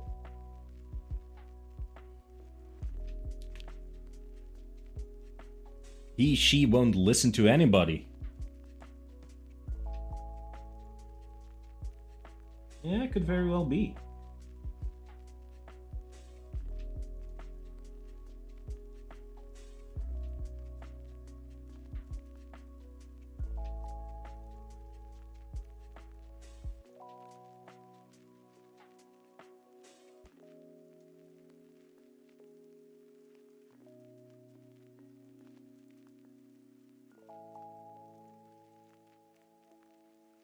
But then, why did you marry a mermaid? Like, I know true love is a thing, and you probably love your wife very much. But if you just know that it's such an abomination for your two species to be joined, and why did you do it, man? Where polar bear maid, human form, tanky warrior form, swimming capabilities, and assuming the procreation succeeds, and it could be assumed that the other creatures can procreate. And what if my child has children raised that can fly? Then you have birthed the Antichrist, or the mother or father of the Antichrist. I mean, that's not so bad.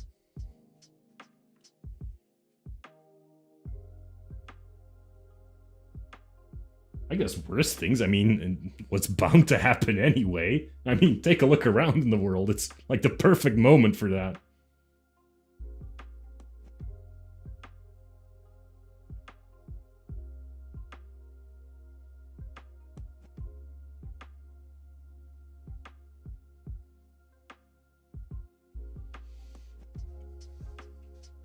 Yeah, but yeah, you're right. You wouldn't be able to ground them if they do something wrong.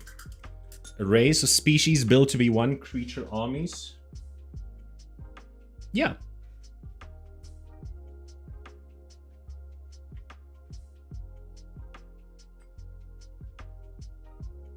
Sounds like eugenics.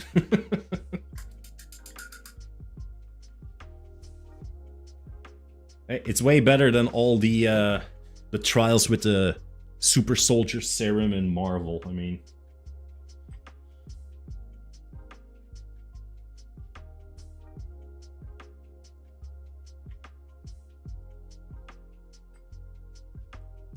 Just let nature take its course. Let the were-polar bears and mermaids procreate.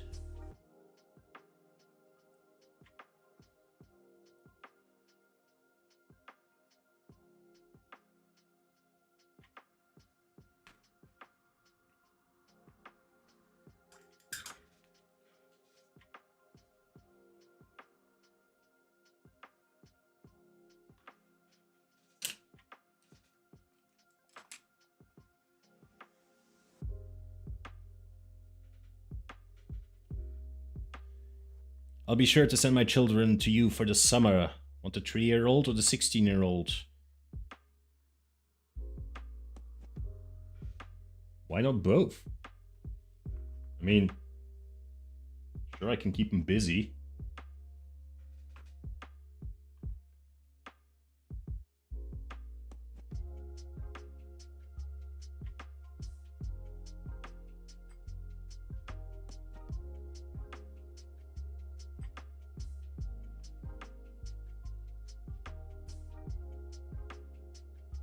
Oh, we only have one spare bed. Yeah, that's true. I don't know. Which one is your favorite? Like, do you have a favorite of the children?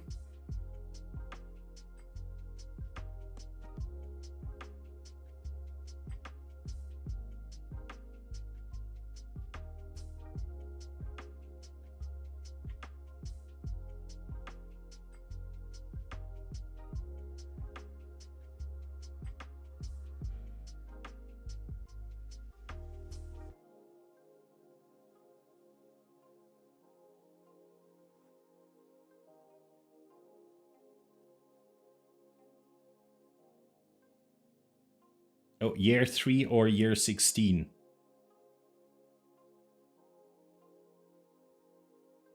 Oh, like, would you rather the summer that the child will be 3 or the summer that the child will be 16? I'd say 3.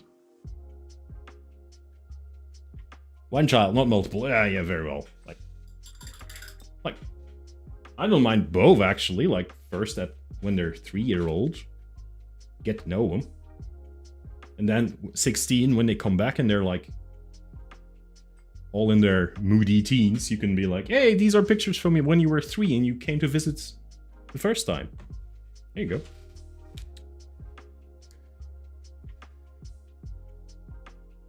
Make sure they enjoy the companies of kitties. Yeah, because they will have to deal with a lot of cats here, so.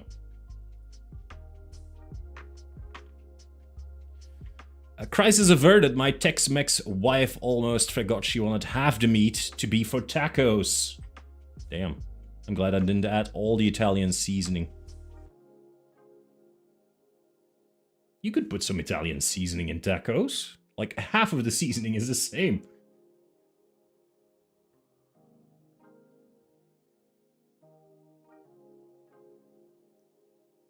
Also, that's a lot of meat if you're both making, like, ravioli and tacos. Like, damn.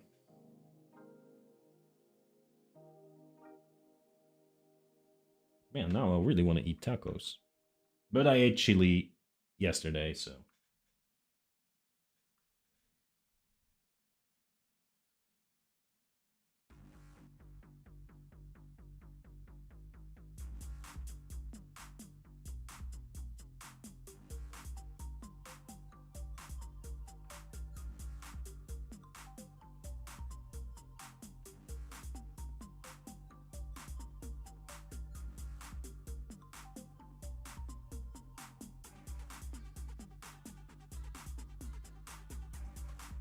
Blasphemy, not the same. Okay, sorry. And the exposure would be helpful, you know, understanding culture and all that. Yeah, absolutely.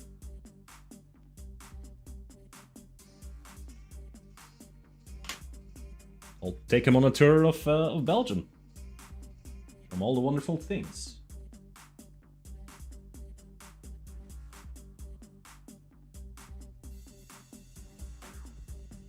Like, I can take him to the coast. Like, there's a lot of seals resting on the coast, so the polar bear part can actually go and grab, like, a seaside snack in the seal.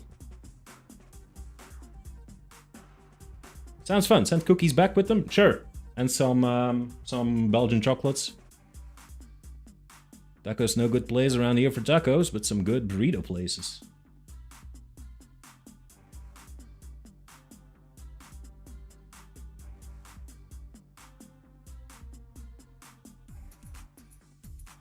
I find that hard to believe.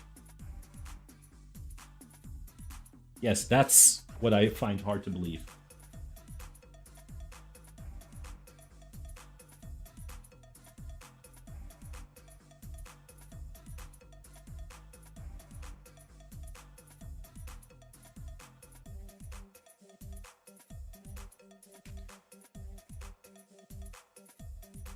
I heard Biscoff is taking over the US. Could very well be. I think that's the reason why they stopped calling it Spicolo's over here, because it was actually doing rather well in the other countries. And they said, like, yeah, but they know it under the name of Biscoff, and because we want to expand, we're just gonna call it all Biscoff, so. I remember when Stalin's ape super soldiers were all the rage when I was growing up. Guess I'm that old. You were one of Stalin's ape super soldiers, Dark Mart? I didn't know that. That sounds cool. How's life as a ape super soldier?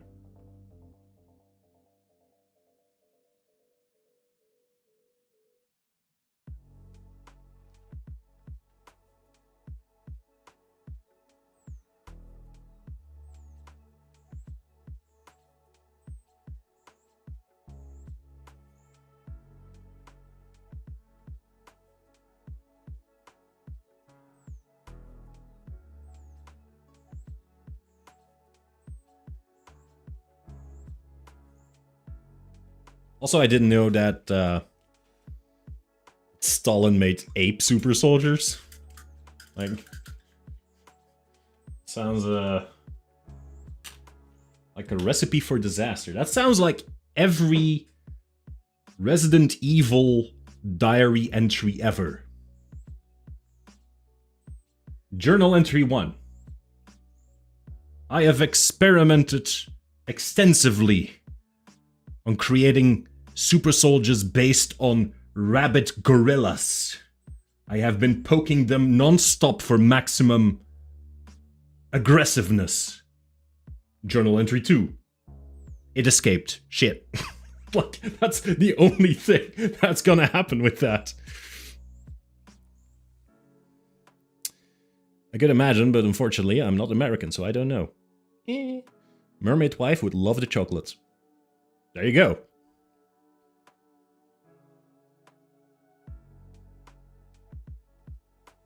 When I cook for a lot. I also heard that's the Texan way. So, there you go. Where does a polar bear king go anyways? Like on a holiday?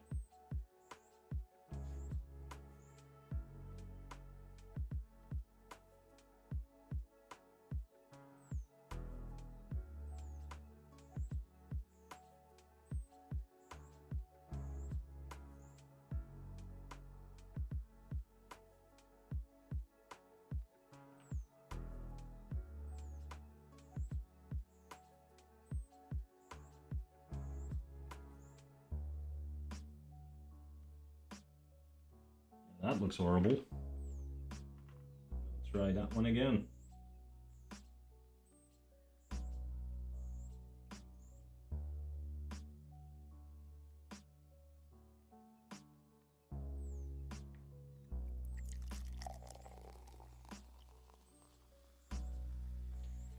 You're home. You're in a secret facility in northeastern Ontario. Oh, that's nice. How's the weather up there?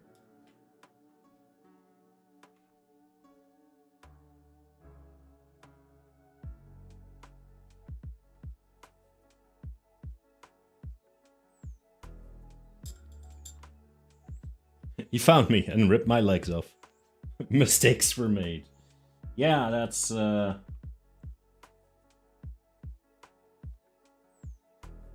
be fair, if the entirety of the Resident Evil game series has like a subtitle, it is "Mistakes Were Made."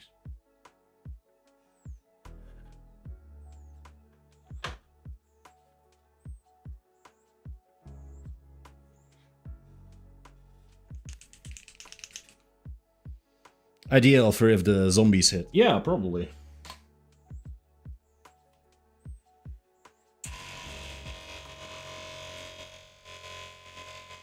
Oh, I notice it's almost 10. Oh my god, that's so cool for a parody.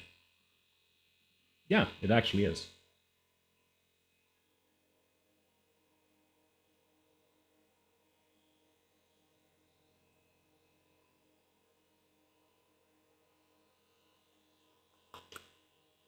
Don't mind me, just putting on my vibrator. Because that's basically what it does, it vibrates the paint. Yes, I feel inclined to, you know...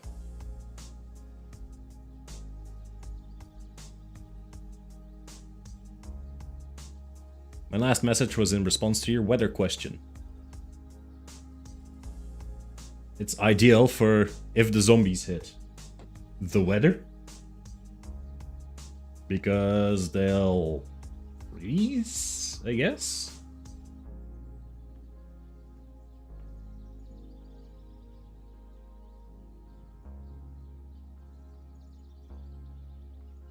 Cold AF. Okay, very well.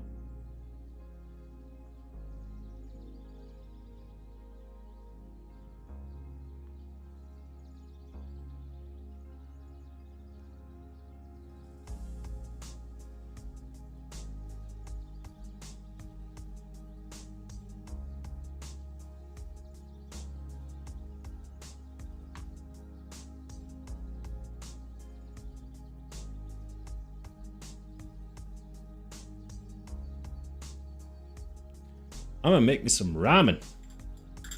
Enjoy, Polar.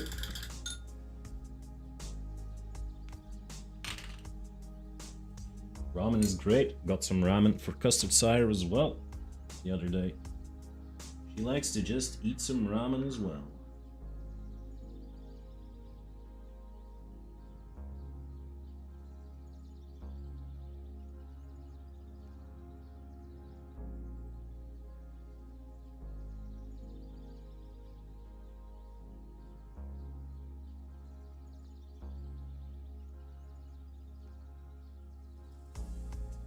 Why would you eat a window?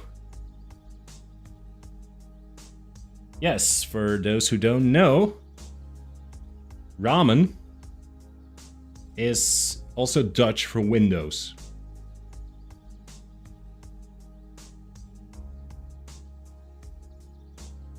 So every time Dutch people say we're going to eat ramen, we actually say, why would you eat windows?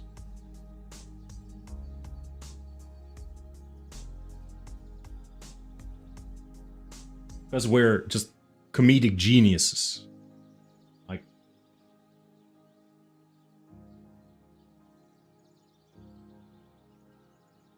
stick around to realize the extent of our comedic genius.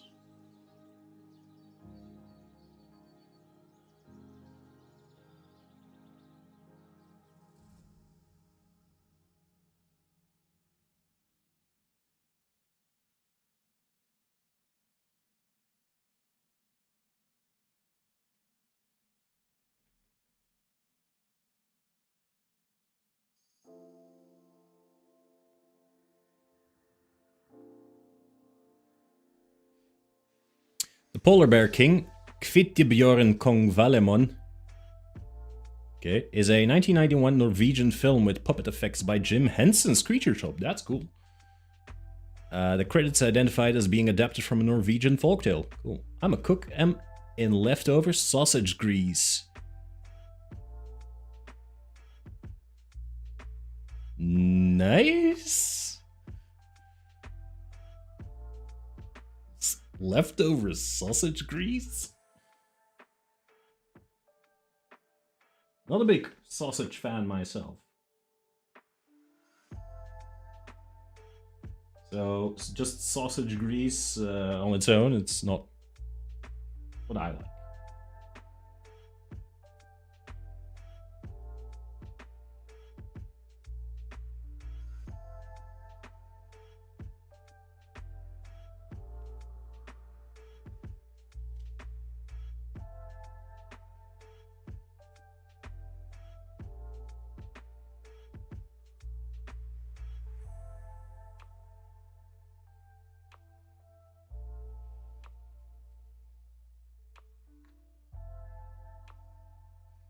That joke is single-handedly the reason why they also say Belgians are dumb. That's cool. Man of culture.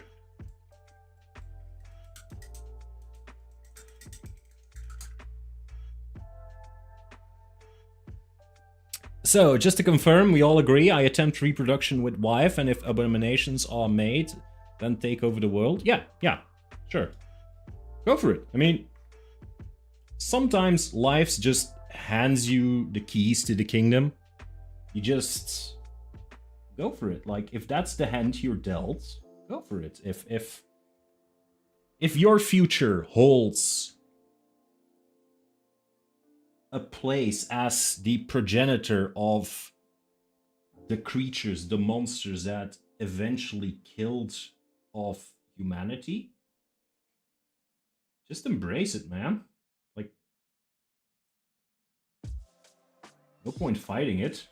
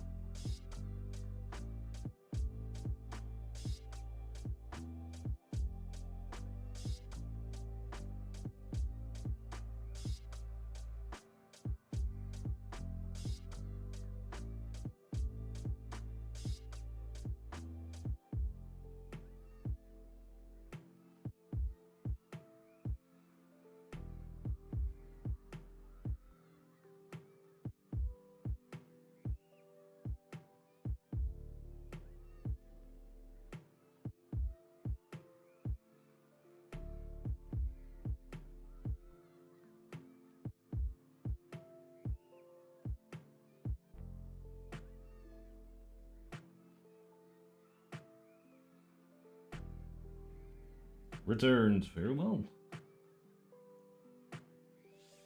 Yeah, the necessary evil that is ads. It'll be alright. Someone's gotta take it over anyway. Yeah, that's true. Like, to me, it would make way more sense if some were-polar bear mermaid abomination would take over the world. Because then you're like, yeah, I didn't see this coming. We couldn't have stopped this. Like, this is nature taking its course. We are no longer at the top of our food chain. There is something else that will just take away everything. And you're like, okay, that's fine. That seems pretty okay. Our time is done. It's way better than what's happening now, where we're like responsible for everything that's happening, and we're just like, we could stop this. Why aren't we? So yeah.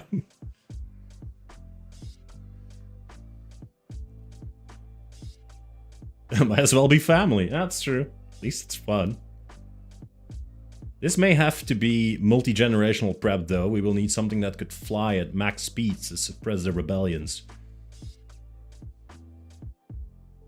Maybe try to seduce like an eagle somewhere. Like a harpy. Are there still harpies around? Maybe try and broker a deal with them, open diplomatic relationships with them. Like, I'm pretty sure, like, the harpies and the mermaids are, like, distantly related because of the sirens. So, I'm sure that, like, genetically they're still kind of compatible at some level. Maybe you could try that out. I don't know what the current situation with the harpies is, so they could very well be not in the picture anymore. The mythical union to take over the world? Yeah. Like, try it out. Never know if you don't try it.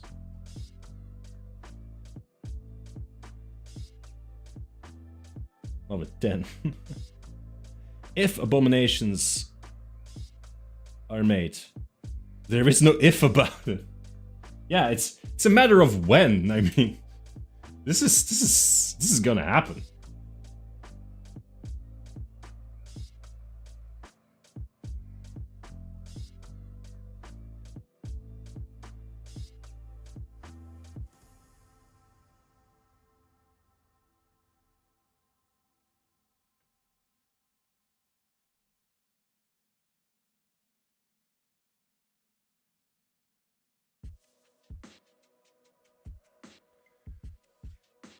Nor do I need to talk to wife if they're related, you know.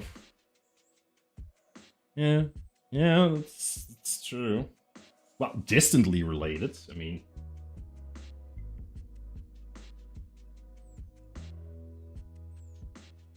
Like, genetically connected more, like, it's not related.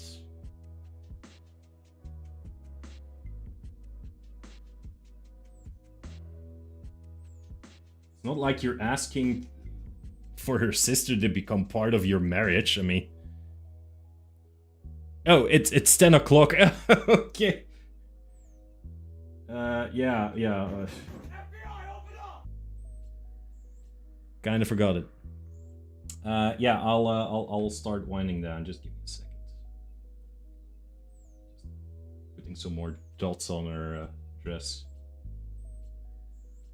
I don't know if I'm gonna turn them into little flowers. I think I'm just gonna keep them dots. I really like the dots.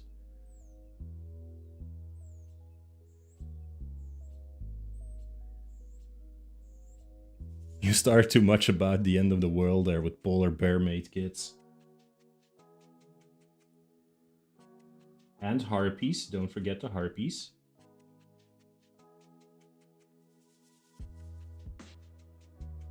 I like her dots.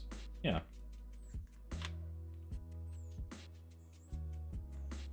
It's just a kid that needs some more work. But I'm sure we'll get there. I meant, like, if anyone I would know if harpies are still around, then my wife... Oh, your wife may... Yeah. Well, you could ask her. Like, as a sea-based creature, person, individual, I think she has like 70% of the world where she could go and just go and check out. Maybe she'll find something. So anyway, people, I am going to start wrapping up since it's indeed past 10 already. 10. I really like the progress I've made. Like, these are actually ready for the tabletop, especially these two. This one still needs a bit of work with the flame and some detailing, because I'm not completely happy with how she looks just yet. But yeah, I will probably continue that next time. And next time I will also take out the first monster to paint. I don't know which one yet. It might be some big abomination of the Cthulhu Death May Die box, but I will definitely go and check that out. I'm first going to switch over to the Just Talking screen.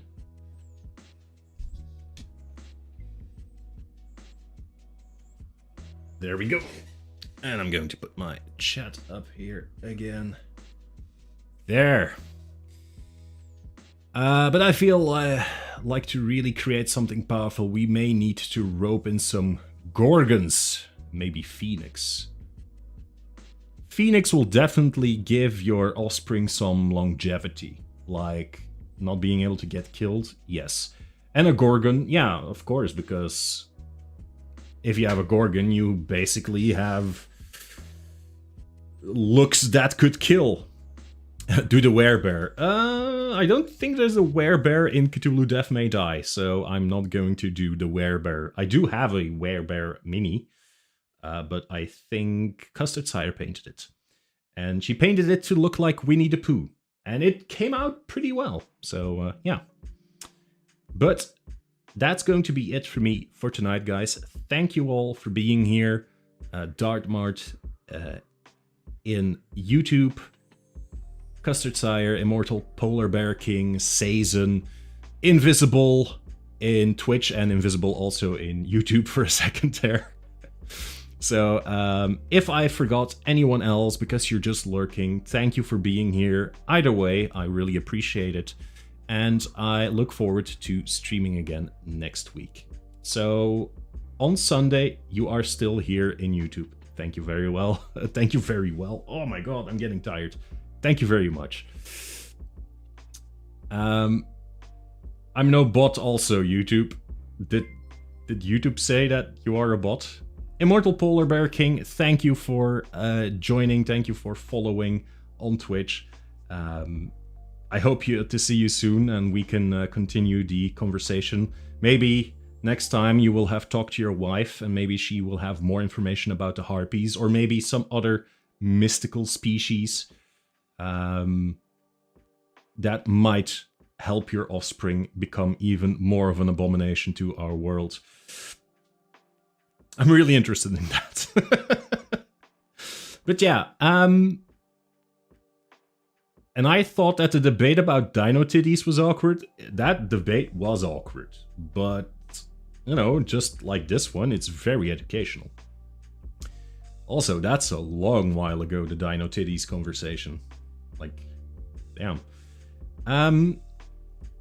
Anyway, on YouTube, on this Sunday, I will be releasing a new Conan the Barbarian audiobook. So if you're interested in that, go over to YouTube and follow me as well over there. And you will get a new Conan the Barbarian audiobook. And it's going to be Zuthal of the Dusk. Also first published under the name The Slithering Shadow. It's a very Cthulhu-esque story brought by Lovecraft's friend Robert E. Howard from, like Dartmart said, the Lone Star State, Texas. Shotgun Bob, I think people call him as well. So, titties or titrexes? Both. I'm pretty sure that we will talking about titrexes as well at some point, but not on stream. Anyway, next week on Tuesday, I'll try to be online for some pixel art, and on Thursday, I will be online again for more miniature painting. Anyway, guys, again, thank you for being here, thank you for supporting, thank you for following, and thank you for the fun conversations. I really appreciate it. Have a good night or have a happy time zone wherever you are. I'm Christoph, this was Miniature Mythos, and I'll see you next time. Bye.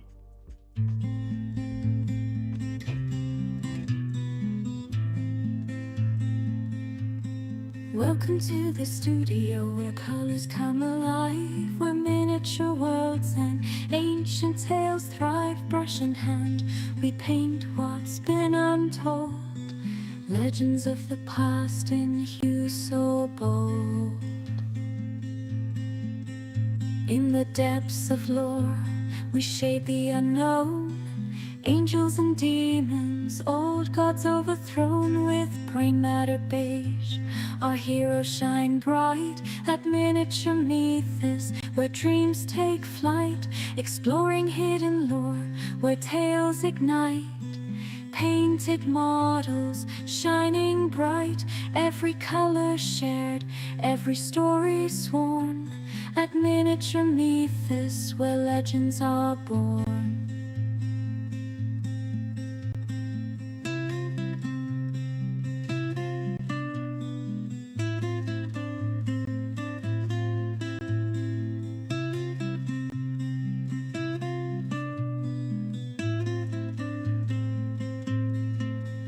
Every figure crafted, from orcs to vampires bite. We blend the lore, let stories take flight. We wash in the weird, the wondrous, the wild, in every painted stroke where magic's compiled.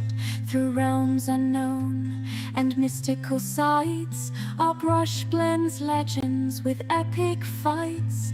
From shadowed myths to stars we trace, at Miniature Mythos we find our place. Exploring hidden lore where tales ignite.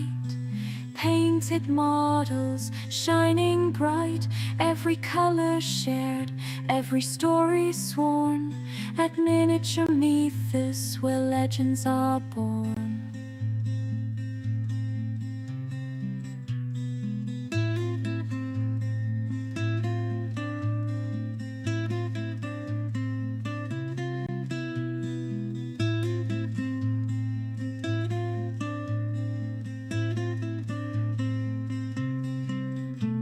From candles flicker to the screen's bright hue, we glaze through the fantastical view. Every layer of paint, every tale we weave. At Miniature Mythos, wonders never leave.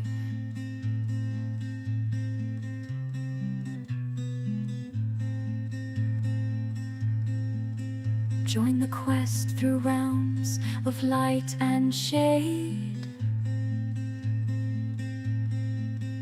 In the world we craft, where dreams are laid. With lore and brushwork, our palette expands. At Miniature Mythos, where imagination stands. Exploring hidden lore, where tales ignite. Painted models, shining bright, every color shared, every story sworn. At Miniature Mythos, where legends are born.